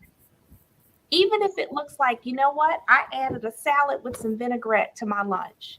Whatever it is, it starts with the first step. And even if you have a week of first steps, that's okay. That's okay. It's just about in your mind saying, you know what, I may have had a bad lunch, like Amy said, but I'm going to have a better dinner. That's right. I may have like gone crazy on the kids when I got home because nothing was done. Right. But you know what? I'm going to go and I'm going to walk down to the block for 5 minutes, and I'm going to walk back, and everything's going to be better, no matter what the condition of the house is when I walked in. It's that kind of thing. Just taking it moment by moment and being intentional about it. And I just want to add one more thing, because I'm real guilty of this too, is like, as women, don't get caught up in social media. I see these women and I say, they've got great bodies. They've eaten well all day. Their kids are dressed great and they look great at drop off for school and all this stuff. This is not real life. And as women, we need to support each other that's not real life. And stop playing the bad telephone game of telling each other different things. Great point, Amy. We do have to support one another, and all of us being together and focusing on these things definitely is a great start to that. So I think that's all the questions. Do we have any that came through that we need to answer through the chat? I am not seeing any. But ladies, thank y'all so much for your time. It was awesome to hear all the knowledge that you have to share. Definitely a great topic and just a good reminder for all these ladies. And I would just like to add that, just as your kids are watching you and they're, seeing the example that you give, the being women leaders in the community, people are watching. And so, if we're not doing these things to take care of ourselves, then people will notice. And, we're stronger as a community of women, and as a community as a whole, if we're taking care of ourselves and the best version of ourselves for our families, for our coworkers, and our supervisees.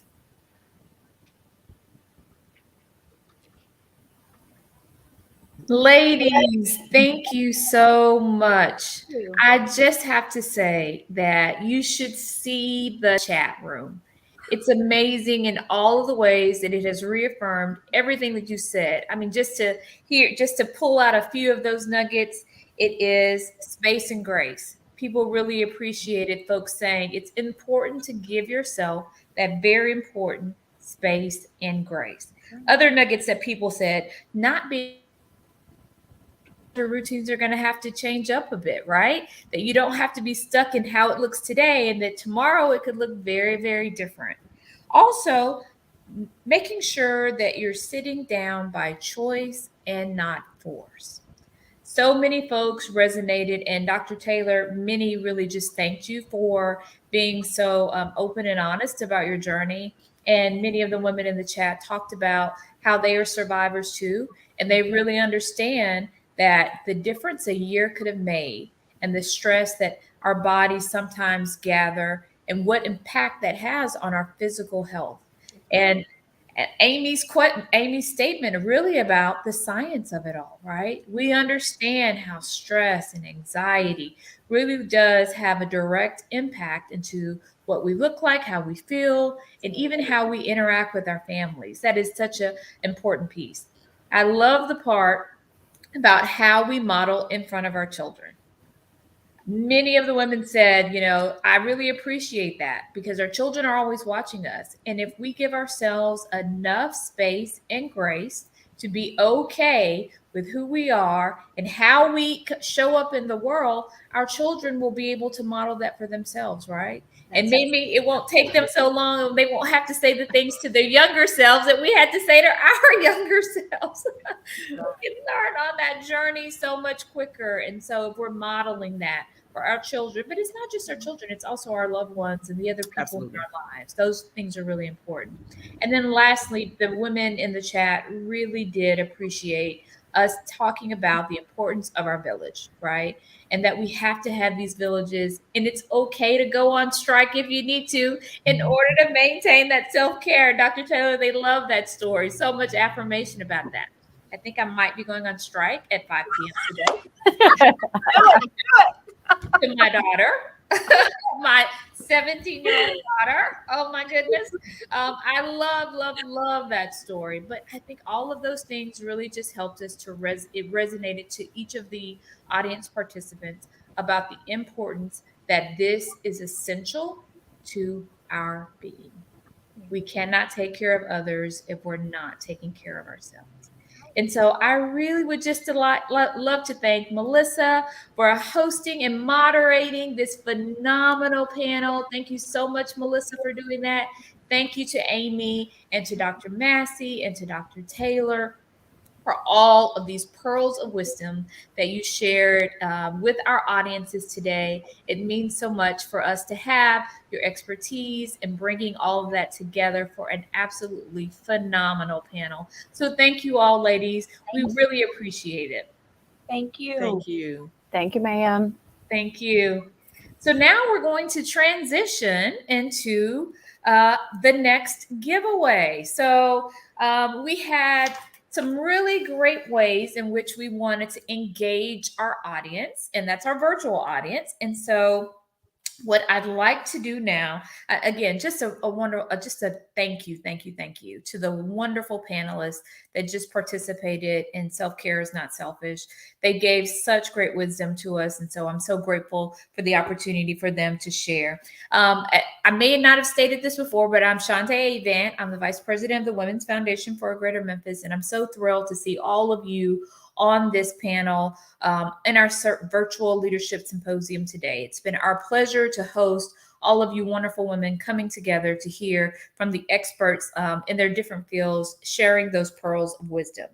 So before we transition into our final session of the day, what we'd like to do is again engage our audience. And so we have another trivia question. So this trivia question really is based on that, and it will be the 2022 Signature Scarf by Hilton Hollis that's sponsored by Independent Bank. That's what you'll be receiving if you answer this particular trivia question correct. So as you all know, the Women's Foundation for a Greater Memphis invests funds into grantee partners that help us propel our mission forward. Over the years, we invest those dollars into organizations that help us really implement the mission and the vision of the Women's Foundation. So the trivia question is, name one of either our past or current grantee partners, and you will win the 2002 signature scarf created by renowned designer Hilton Hollis. So if you just type that name, the first person to type one of our current or past grantee partners, oh, I have the winner. Farrah Captain has just named Memphis Inner City Rugby, which is one of the organizations that allows young girls to learn the game of rugby and get scholarships to college as rugby players, which is not a traditional role. She has named one of our current grantee partners, Farrah Captain, and so she will be winning the 2002 signature scarf, and it's a lovely piece. So congratulations, Farrah. All right, so we're going to move into our second trivia question before we give you all an opportunity to have a little bio break before we go into our very last session. So our next trivia question. Well, most of you've heard and are attending our Women's Foundation Annual Tribute Luncheon next week on April 28th, actually 2 weeks from today. We've had amazing speakers in the past, and this year we're so excited to welcome Miss Amelia Rose Earhart, who will be coming to speak with us as our keynote speaker at next week's event, our annual tribute luncheon at the Memphis Peabody Hotel. That time is 11:30 a.m. If you have not gotten your ticket, we really encourage you to do that. But this trivia question, in order to win the 2018 signature scarf, which is one of my absolute favorite designs. It's beautiful. I think I have all 12 Hilton Hollis scarves because each one brings its own flair, own flavor. And this is really one of my favorite designs. And so the trivia question is, the first one to put in the chat, one of our past tribute luncheon speakers, you will need to put their first and last name. And the first one to do that will be able to win this 2018 signature scarf by Hilton Hollis. So if you type in the chat, one of our previous tribute luncheon speakers, we have a winner. The first to type was Diana Bedwell. She has named Jennifer Hudson, who was one of our tribute luncheon speakers, and she really was one of my favorites. We've had some amazing speakers. So the winner is Diana Bedwell. Congratulations, Diana. You're going to really love this signature scarf. So, and if the team, I made a boo-boo. It's actually Jennifer Holiday. And so actually Ossie Thomas is the winner. But Diana, because I made that boo-boo, you both will be able to win this time. As Michelle, I may not be the best at this game show. Oh, goodness. Next time I'm going to let the team actually tell me. So we have two winners, Ossie Thomas and Diana. Because I made that error, you're a winner today too. So I really do appreciate all of you participating in our chat. It is wonderful to have so much engagement from all of our audience members. That is amazing. We really appreciate you. And our next session will actually begin at 12:20. So you have about 4 minutes that will transition before our next session starts. take a moment. As we mentioned at the beginning of the day, it's important for you to take care of yourself throughout the day. We'll see you back at 12:20.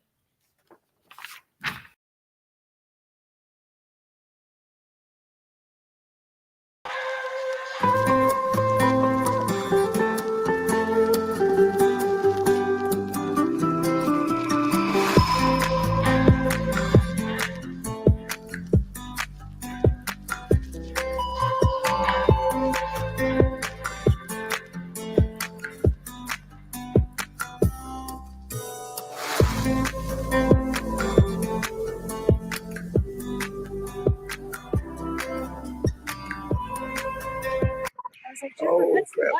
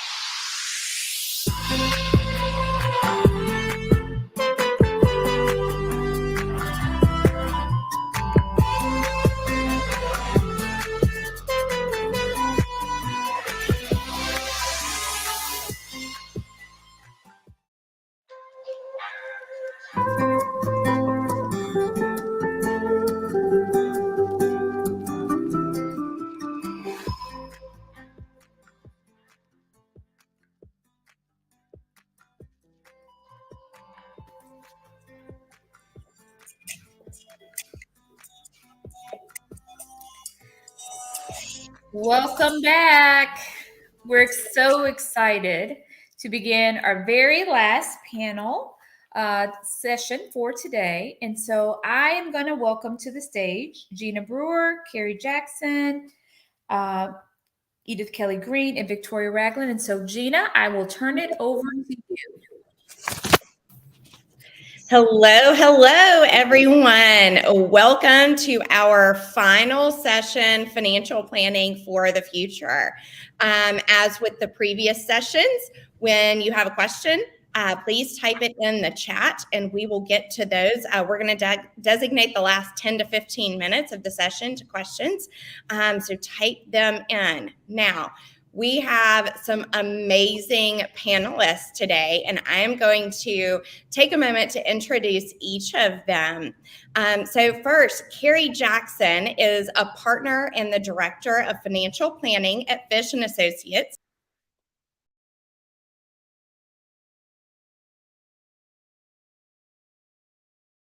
meet their goals and achieve financial independence. She believes that by acting as her client's accountability partner, coach, and primary motivator, they can more easily transition toward a work optional lifestyle. Goals. Carrie has been in the industry for 13 years, all of which have been at Memphis's only all-female financial planning firm, Fish & Associates. She holds her certified financial planner designation, is a chartered retirement plan specialist, and a certified student loan professional. In her free time, she likes to volunteer with the local animal shelter as a foster mom for dogs. And Carrie is a native Memphian and a 2008 graduate of the University of Toronto. Welcome, Carrie. Thank you. Next, I'll introduce Edith Kelly Green, a graduate of the University of Mississippi and Vanderbilt, is a certified public accountant. She also completed the Certified Financial Planner course at Christian Brothers University.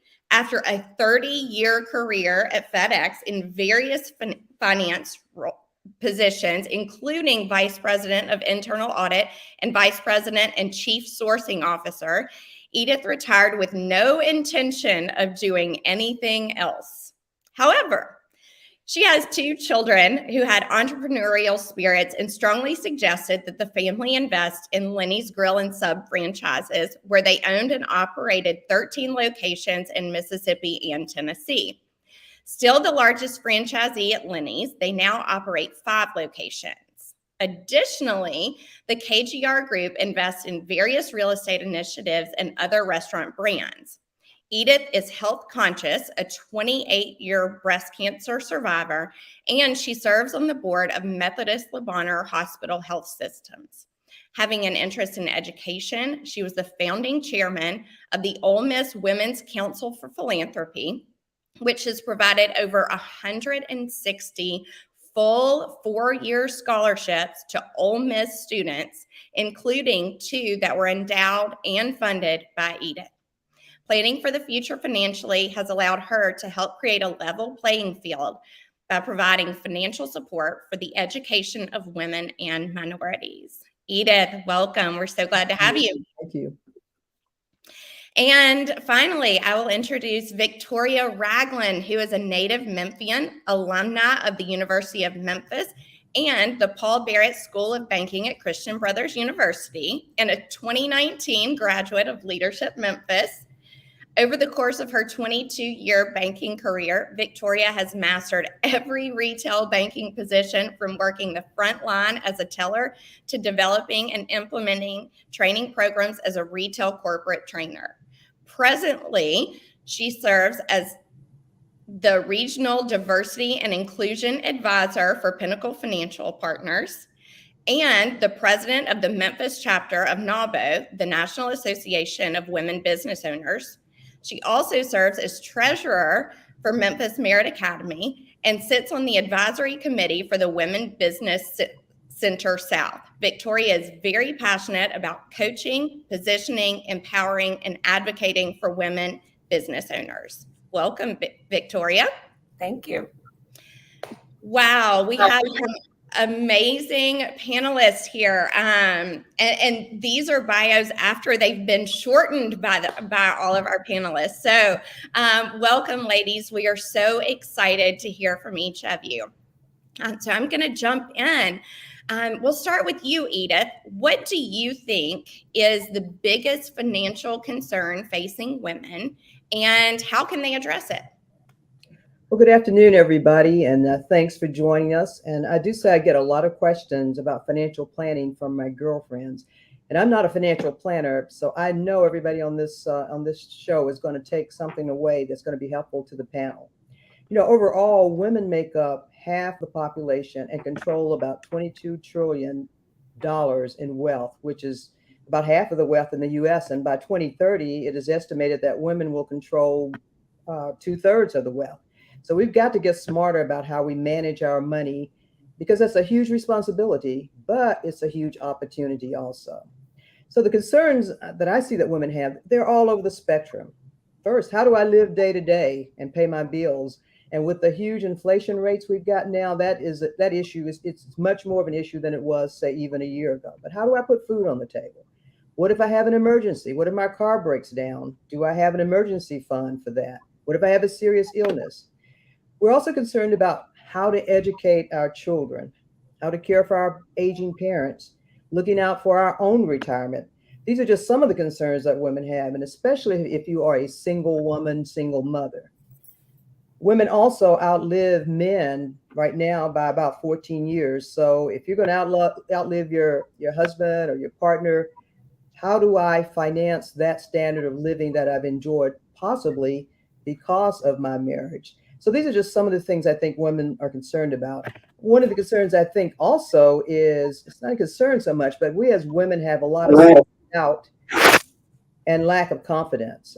I don't have a lot of money. Where do I find a financial planner who will listen to me? I don't know anything about managing money. I'm a single woman. I live hand to mouth. I don't have anything to save for the future. Sometimes we defeat ourselves and we keep putting off that first step, which is, how do we get started? So how do we get started? In my opinion, you start with the basics, developing saving habits that are simple, just like tithing in the church. So women are known to be givers, and we give to the church a lot. So secondly, why not give to ourselves by saving a little bit each payday? And even if you don't know how to invest that money, let's get the money first. Let's start saving and paying ourselves so that when we get to the point of talking to a financial planner or investing, we do have something to talk about. And when you're paying yourself, one key to that, have that money taken out of your paycheck automatically or taken out of your bank account automatically. Because once those green dollar bills get in your hand, I'm not sure they're going to go back to a savings account or to a mutual fund or anything. Have saved the money even before you see it. And then I would say, in getting started, read, get familiar with the financial planning world. Don't just rely on what somebody else tells you to do, even a financial planner. When you're selecting a financial planner, you need to know what questions to ask to determine if there is a fit. So those are some of the ways I would.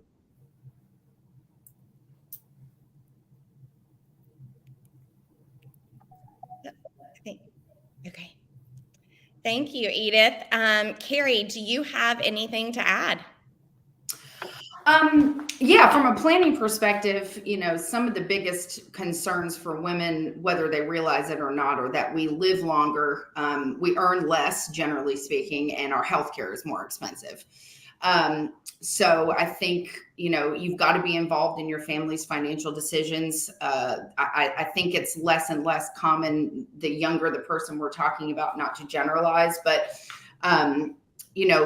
to not be involved in financial decisions, but you can't leave everything to your partner, regardless of what type of relationship you're in. You have to be involved in those conversations, in those decisions. And then another big one is, of course, asking for what you're worth, being prepared in salary negotiations, understanding what you should be being paid at your skill level, at your experience level.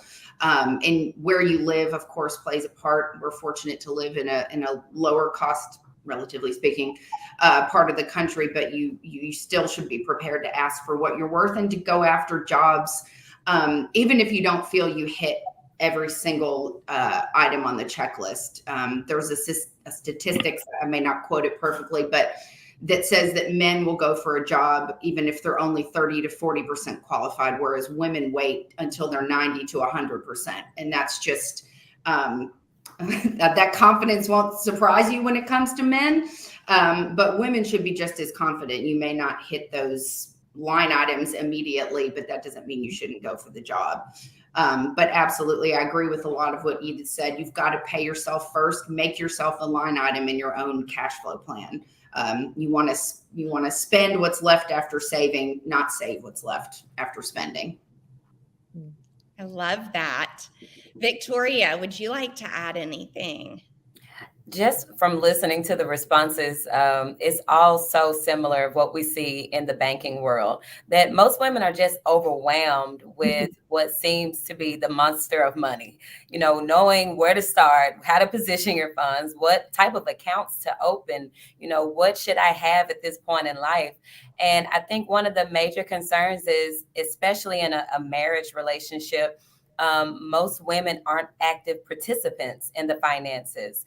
So back to Carrie's point, making sure that you're involved in those decisions. I hate when I have a client that has experienced a death in the family, and at the time when they come into the bank and they have no knowledge of what's there because their husband handled all the finances. So I want to encourage all women, whether it be a marriage relationship, whether it be a family member or parents, make sure you are actively involved and ask questions. Even the most basic of questions can lead to opening that door to further knowledge. So do not be shy when it comes to your finances. We just talked about self-care, and most of the time we don't want to talk about our health. Well, finances floats right into that same category. We don't really like to talk about it, but it's essential so that we can be prepared. That's great. So, Carrie, jumping back to you for a moment, how do you think women specifically can best plan for the future financially?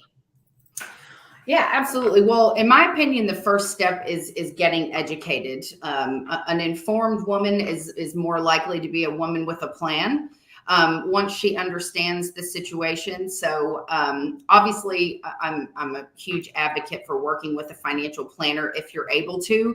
But even if you're not, the education piece is key. And there's so many good resources between blogs and books. And you want to be careful to who you're listening to. And I would seek out women specifically for obvious reasons. But I do think that the education is step one. Obviously, we've all already said, don't let your spouse make all the decisions. I'm also a big proponent of money dates, whether they're with yourself if you're single or with your partner.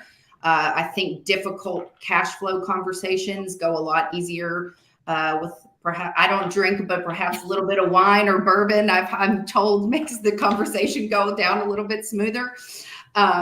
So getting together once a month or once a quarter, whatever's realistic, but you have to make that time for yourself. Just as they were talking about self-care, this is part of that. Your financial well-being, I would put on par with your physical and mental health.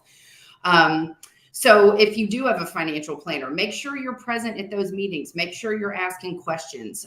In my experience, women make the best clients because they're not afraid to ask questions. They do want to understand what's going on. They do want to be involved. They do want to be engaged.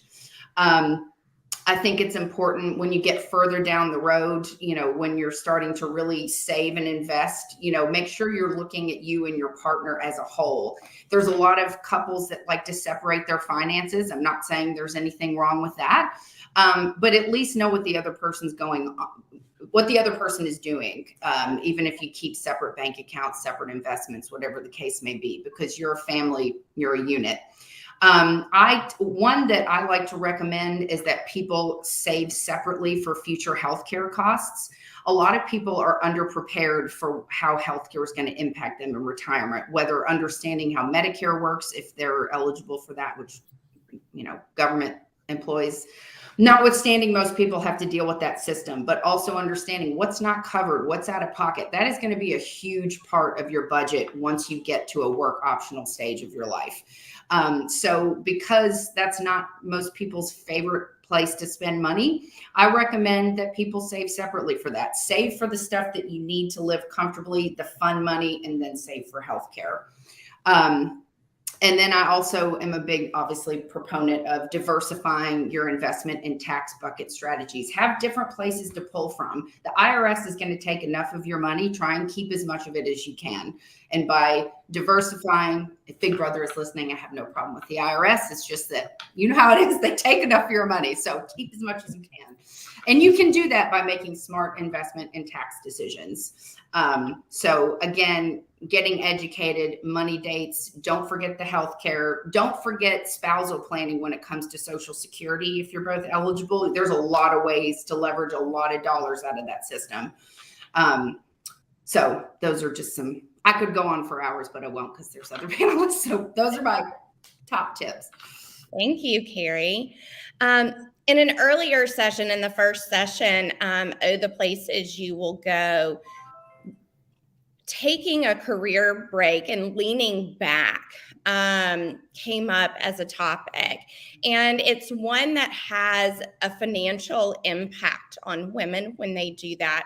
So Victoria, what financial advice do you have for women who are taking a step back from their career? How can they still meet those financial goals that they have? Absolutely. As you just said, Gina, so many women, especially over the course of the pandemic, we've seen this surge in the side hustle that is no longer considered just to be, a hobby or just something that's fun to do, that women are really maximizing being those multitasking forces that we are. And some are deciding that because of the potential of the income that could come from these side hustles, or even just taking a step away from their professional careers, is the best decision at this time. So I want to give you 3 T's, okay, that to hold on to. If this is a space in your life and you're considering taking a career break, or maybe you want to focus on growing some kind of business enterprise, the first T is track. So if you're going to be able to not just maintain, but to continue to move forward and to thrive even during your break, you want to start with tracking. And by tracking, I mean you need to have a clear picture of where you are financially. So that means tracking your spending, ladies. And when it comes to tracking your spending, like, you will be surprised once you start categorizing and keeping track with all those little Amazon purchases, or going to Chick-fil-A, or purchases at Target, by all the subscriptions and things that we sign up for that sneak up on us. We need to know where our money is going. And in order for you to really successfully take a break without the overwhelming pressure of can I survive or make it, you need to make sure that you know where you are. And part of knowing where you are is to track your spending. So know where your money's going. The first T is track. The second T is trim. After so long, if you want your hair to grow, you got to trim the ends, right? The same with your finances. You got to make sure that you're able to find ways to trim in order for you to grow. You got to look for those opportunities to cut back on areas maybe where you're overspending, maybe where it's taking money that should be going into savings that we're using on a daily basis. We got to find where we can trim the fat, where we're able to maintain more. There's a quote that says, wealth isn't what you make, it's what you keep. So in order for you to really thrive during this period of your life, then you got to find ways to keep more of those funds in your pocket. And then the third T is talk. Now, there's always this stigma that women like to talk, right? But many times we don't like to talk about things that we're uncomfortable with. So when it comes to really thriving during your break, then you need to talk to a trusted advisor. Every single woman needs a trusted advisor. It may not be your best friend. It may not be a family member. It needs to be someone who is an expert in the particular area where you're not as comfortable or knowledgeable, and that will tell you the truth. That they're genuine, that they have integrity, and that they are really there to be a partner with you along your journey. So in order for you to successfully take this career break, or maybe pivot and move into a different arena in your life, then you need to make sure you're tracking. That's where we start. We're going to trim, and then we're going to talk, so that we can create a true financial plan that will help us to not be stressed out during this time, right? We're taking a break for self-care, not so that we can be worried about all these other things. Thank you, Victoria. I love that. Wealth is not what you make, it's what you save. That is catchy and also really sound advice. So now we're going to jump back to you, Edith. When a woman is seeking financial advice, What do you recommend? Do you recommend her researching topics herself, working with a robo-advisor, working with a trusted financial advisor? And also, if the answer is working with a financial advisor, what qualities should she be looking for? Well, I'm a person who wants to know what I'm getting for my money.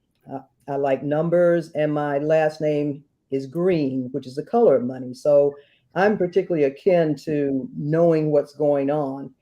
And I might be a little bit more comfortable in this space than others are, but I advise doing your initial research yourself.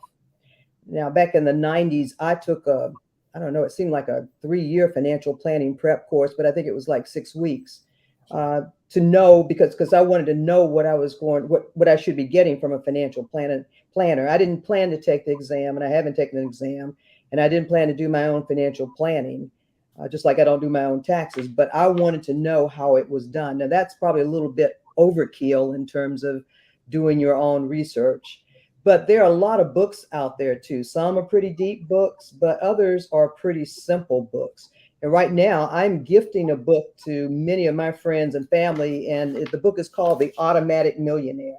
It's a very simple book, and if you note on this says R.J. Kelly. This book is for my 18-year-old granddaughter, because you can't start too early with this stuff, but it's pretty simple. And one of the things it includes in here, which Victoria referenced as tracking, it talks about the latte effect, how much money we spend at coffee shops getting a latte, but we also then add on a cookie or a muffin or whatever, and we don't really realize that we're spending all that money.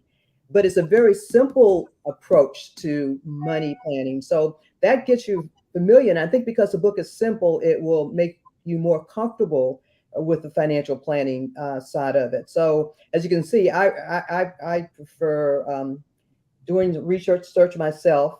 And then I would suggest that you do get with a financial planner. I think, as Carrie mentioned, I'm not sure I know what a robo advisor is, but that's because I'm older than the average bear, I guess. But I would say talk to someone, find a financial planner who will take you on as a client wherever you are in your financial planning cycle. Now, I do have to warn you, a lot of planners, and I'm sure Carrie's not like that, unless you have $500,000 or a whole lot of money, they won't deal with you. And I never really kind of understood that, because if you have a little money and they're a great financial planner, they will make you have a lot of money. And then, well, you, Gina, too, you are too a financial planner. I'm sorry.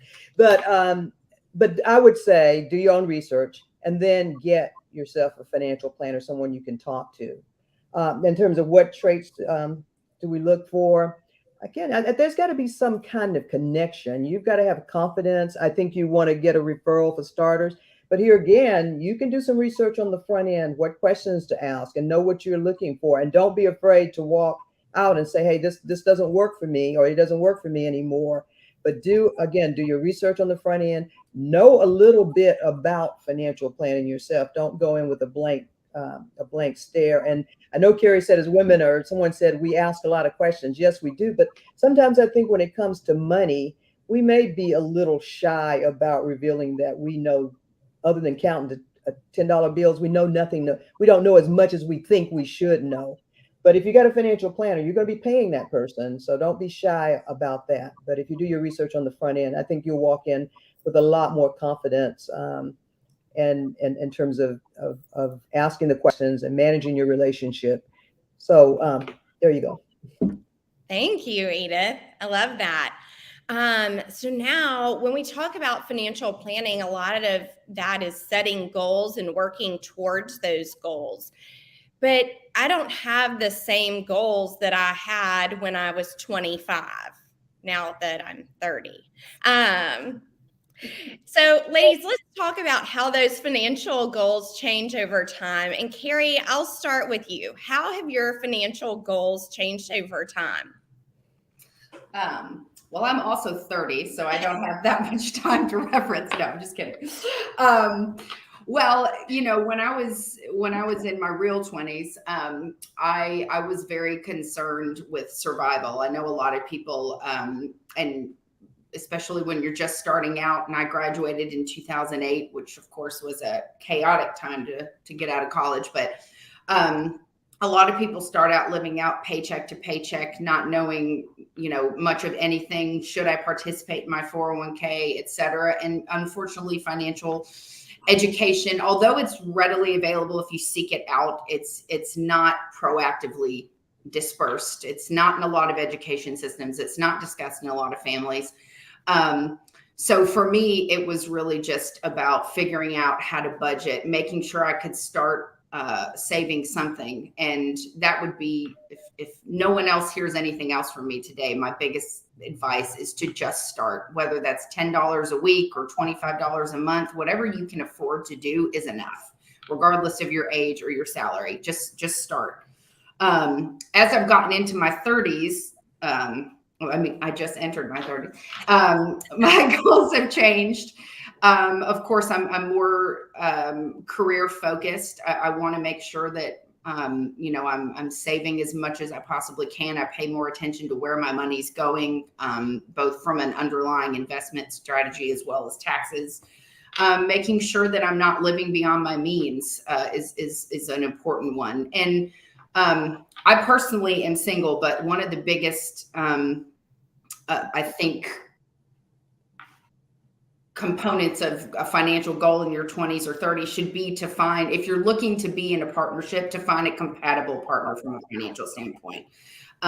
If you are not on the same page about money, it really can be the kiss of death. And it may not happen overnight.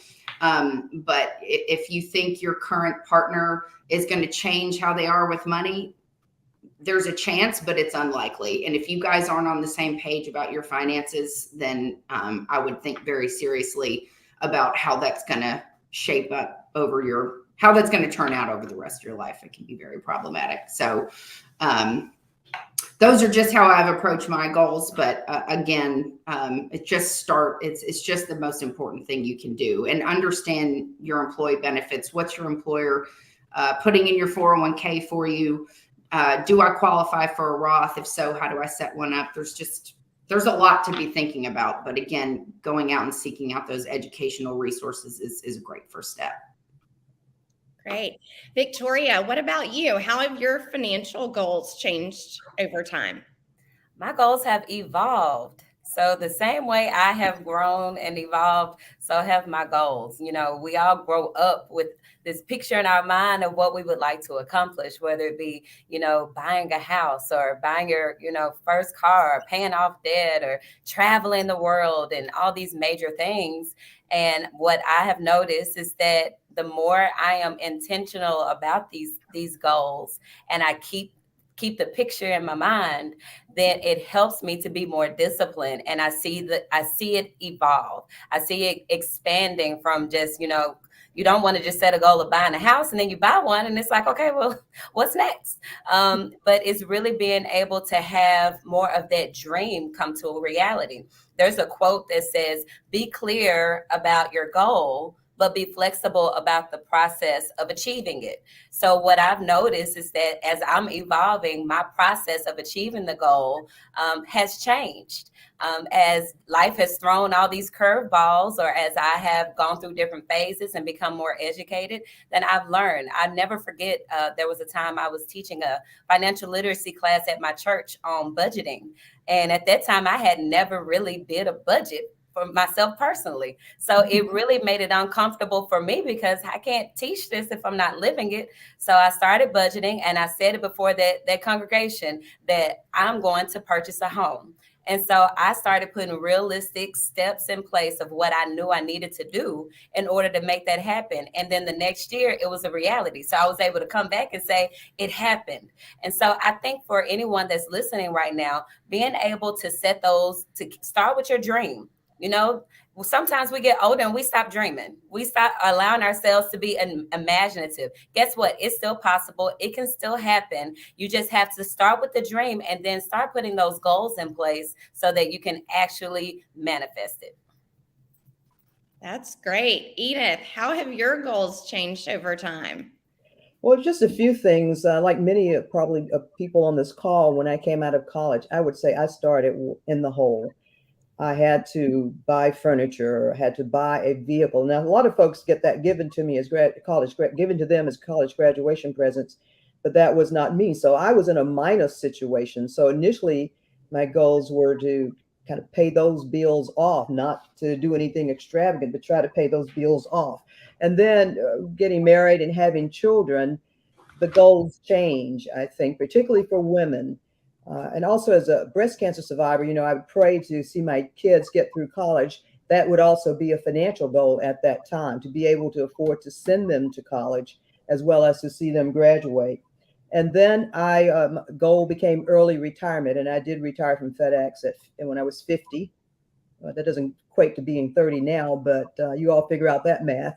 So I was able to retire at 50, but my concern then was still healthcare. So then healthcare, how am I going to pay for healthcare? So that came into the picture. And now that kids are out of college and I have retired, and actually I'm kind of on Medicare right now, so I don't have to worry about healthcare, at least for the next couple of years. We don't know how long that's going to work. So now my goal is just to have fun and try to take advantage of all the hard work that had gone on prior to now. And I will say, as an accountant, I'm a pretty tight person, so I'm not an extravagant spender. So I am trying to pry myself loose to spend more money, not to call 10 different places to get a price before I actually buy a $10 item now. So my goal is to probably free up my time a little bit, but it does change. Your goals do change over time. But the key is also to set those goals and work toward those goals. I think that's important. Awesome. All right, before we move into Q&A, I believe we have a little time left for one more question. So Victoria, I'm going to ask this of you. What is a good financial education resource that you would recommend for all women? I have a few. So ladies, if you're listening, you may want to write some of these down. That could be helpful, both for in-person interaction as well as more of that kind of online. Utilize your resources that are here locally. You have nonprofits and government organizations throughout the city of Memphis that are here just for these purposes of providing financial education, of being a financial coach, especially if you're not in the position to be able to hire a financial planner. So start with your bank. Your bank should be a source of financial education. And typically there are already a lot of resources in place that are available to you, whether it be online or whether it be you going in and having those conversations and participate in the workshops that are provided. I know here at Pinnacle, that is something that we provide on a frequent basis, whether it be for individuals or for businesses. There's also within Memphis, you have the Greater Memphis Financial Empowerment Center, in which you can actually have a financial coach that will start with you, walk with you from the level where you are currently, and also help you at going back to that previous questions in terms of goals, setting those goals, but actually putting those plans and steps in place to accomplish them. Also, if you are potentially, you could be a business owner or just for women, we have the Women's Business Center South, which just came to Memphis last year, powered by the SBA, and all types of free resources and coaching and workshops available just for education purposes. So you don't have to go at this alone, right? Now, also NABO, I'm the president of NABO, so I got to mention it, the National Association of Women Business Owners. If you are a business owner, we're always providing free lunch and learns and workshops for you as well. Now, thinking some online for those that are more tech savvy, there are a few websites as well as apps that I would encourage you to look into. One that is very well known is the mint.com, intuitmint.com, which is a very easy, very simple budgeting resource that you could use, really helping you with tracking that spending, as well as setting some goals for yourselves within the different financial buckets. Another very valuable website is WIFE.com, WIFE. That stands for the Women's Institute for Financial Education. There are all types of articles, resources, online courses, free to you, that you can use at every different transition in life. There's resources for those that are going through a divorce, for those preparing with their children for college, for single, if you're moving out on your own, all types of levels. So wife.com. Another one is the Female Economist. the female economist. That is very useful if you're just wanting to learn how to save and invest as well. The Fiscal Femme, FEMME. That's also a very, very helpful website for all women as well. And last one is the Budgetnista. And this one is perfect if you're trying to really get more disciplined about saving and you need some small steps so that you can have big outcomes. I would encourage you to start just doing your own research and then let it go to that next step of having some conversations, getting partnered with a trusted advisor so that you really can feel the potential of the momentum you can make. Thank you so much. And Edith, I think we've had a question. Can you hold up the book that you had again? So this is The Automatic Millionaire, correct? Yes. A very simple book and probably basic recommendations also, but they may be things that we aren't doing. Thank you so much. And then are there national locators for some of these resources that you're talking about, or even financial planners in general? Victoria, do you want to take that? For some of these resources, absolutely. I would encourage you, even if you just did a Google search of financial education for women, and you will come across all types of free resources. Remember, we're trying to trim. So free resources, you want to start there. And then I'll let Carrie speak to financial planning resources. Yeah, well, I am a big proponent, if you're looking for a financial planner, of finding one who is a certified financial planner. So you can go to the CFP board's website and find CFPs in your area. CFPs act as fiduciaries for their clients, meaning your interests come first. And they'll also, in most cases, I shouldn't speak for most, in many cases, they'll take a planning-based approach, meaning they're not just looking to invest your money. They're going to look at the comprehensive financial plan, meaning they can help with cash flow management, debt elimination, student loan planning. They will look at the investments. Obviously, that's an important part. Creating what we call a work optional roadmap. So when can I stop working and what does it look like? So it's a lot more comprehensive. And I think if you're going to find a financial planner, that's a great place to start. There's also the XYPN network. You can find online advisors all over the country if that's something, if you're looking for. I'm not sure if anyone on this is from outside of Memphis, although most local advisors nowadays will work with people all over the country anyhow. Thank you, ladies. And then one last question about the financial services industry as a whole. Are they doing a good job to help women feel empowered about their financial decisions? And I know, Edith, you mentioned that you have worked with financial planners. What are your thoughts? I think the financial planners that I have used are more in tune, but I think one of the big differences now than maybe 20, 30 years ago is that there are many more women financial planners. So just by virtue of having more women in the field, we've improved the caliber of financial planners as it relates to women investors. And I think, like in any industry or corporate America, you're going to have men that haven't gotten it yet or don't get it. And in that case, I'd say, hey, just go on to the next person. Do not waste your time. Do not be intimidated.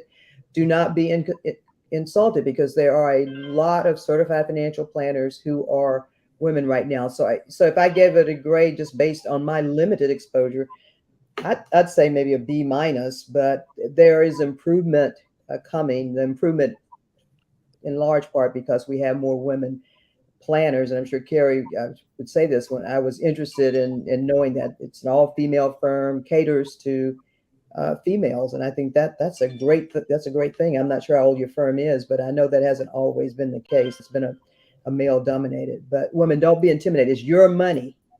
So nobody can tell you what to do with your money if you don't feel comfortable with what you're being told, just from a relationship perspective, even though the recommendation may be a great recommendation. But you got to be able to feel comfortable. You can call your planner whenever if the market is going down like now, if you want to call them and they're going to answer the phone, and that they're going to call you hopefully proactively and tell you, hey, don't get excited about this. This is what's going on. So just make sure you've got that relationship, kind of like with your doctor, I would say. And I would say also, make sure you pick a good certified financial planner, because changing financial planners is like changing doctors. You know, it's challenging and painful. It is. It is a painful process, Yeah. as I think everybody on the panel knows. Thank you so much for that. And then one last little plug. I know a lot of people have questions about financial planning, but part of that is investing. And so, Victoria, what is like 2 seconds of advice for someone who is just getting into investing? If you're just getting into investing, don't do it alone, okay?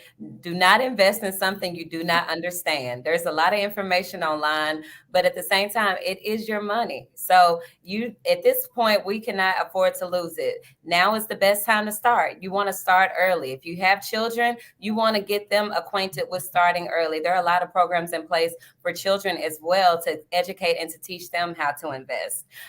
Focus on the savings percentage and not necessarily on the performance. The performance will get you depressed every single time. So you want to make sure that you're focusing more on the percentage that you're saving and not allowing the fluctuation in the market to cause you to get too worried. And always know your risk level. You know, stay in your comfort zone until you are confident that your advisor, it really does have your best interest at heart. But make sure that you are comfortable with the area of risk. And even beyond investing, I wouldn't encourage anyone to invest if you aren't currently saving. If you're not making sure you're paying yourself, and a good start is just 10%.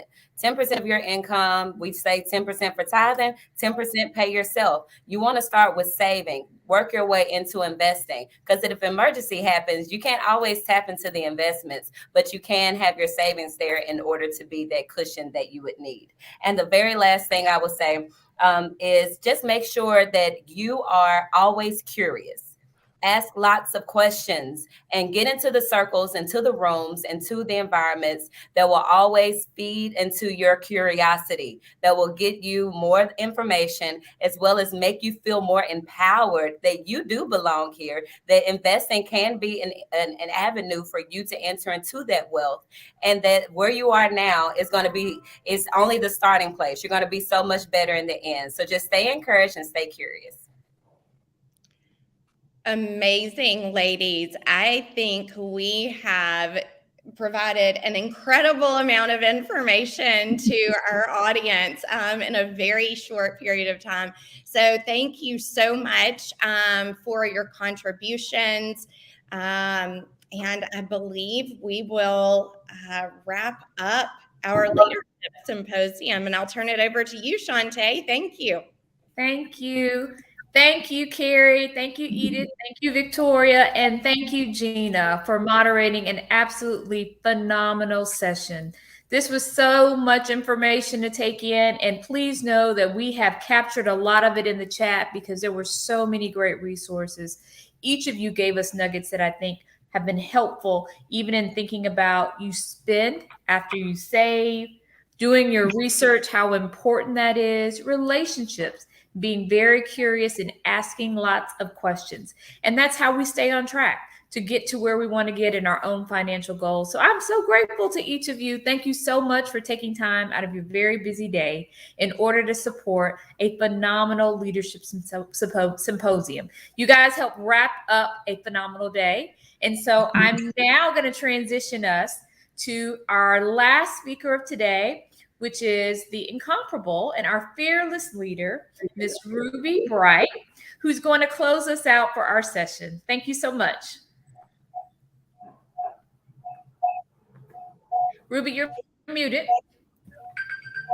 Thank you. Thank you. I just want to say hello to everyone. Thank you all for joining us. Yep, I want to shout out, so go ahead and put it in the chat. Hello, Ruby. I am Ruby Bright. I'm the president and CEO of the Women's Foundation for Greater Memphis. And, I hope that you've enjoyed the Leadership Symposium today as much as I have. I mean, we're just so grateful for our moderator, for our speakers, and for all of you who helped make this possible. But I want to give a really big shout out to Shantae Avant, our Vice President, and also Michelle McKissick, who is head of School Board Commission. But we want to give them a shout out for facilitating and moving all of the parts to make sure that everyone was in place and ready to go. And then there's the back office of the staff that also are doing an amazing job. And I only have 2 minutes. I won't name everyone, but everybody played a major role in the Women's Foundation staff to make this successful. And as you know, it takes all of us. Wow, the women power today is pretty stunning. I have to tell you that, every session I just pull nuggets, as Shantae mentioned, out. I've been procrastinating actually about getting my mammogram done, and I called and got it scheduled as dynamic women were making their health recommendations to us. Take care of self. That's what we should be doing. And I think that we've got a lot of good information to be sure that we do so.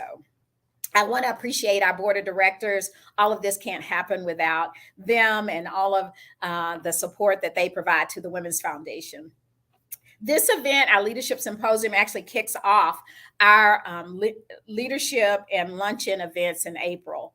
April is our month of activities, and we will be back in person for our annual tribute luncheon on April 28th, Thursday, April 28th, and it will be at the Peabody. I'm sorry to say that seats are sold out. However, you can purchase a ticket virtually. We're so excited. We look forward to having 1,000 people in the room. Now, we are also pleased that, again, the Hot Family Foundation has issued us a $50,000 challenge grant. You see the QR code there. Let's just start today. You can double your gift today. Let's start. Let's start with making gifts to the foundation. It will count. So your $100 will be $200. Your $1,000 would be $2,000. And who knows what the 10% that you might want to share with the Women's Foundation today might be.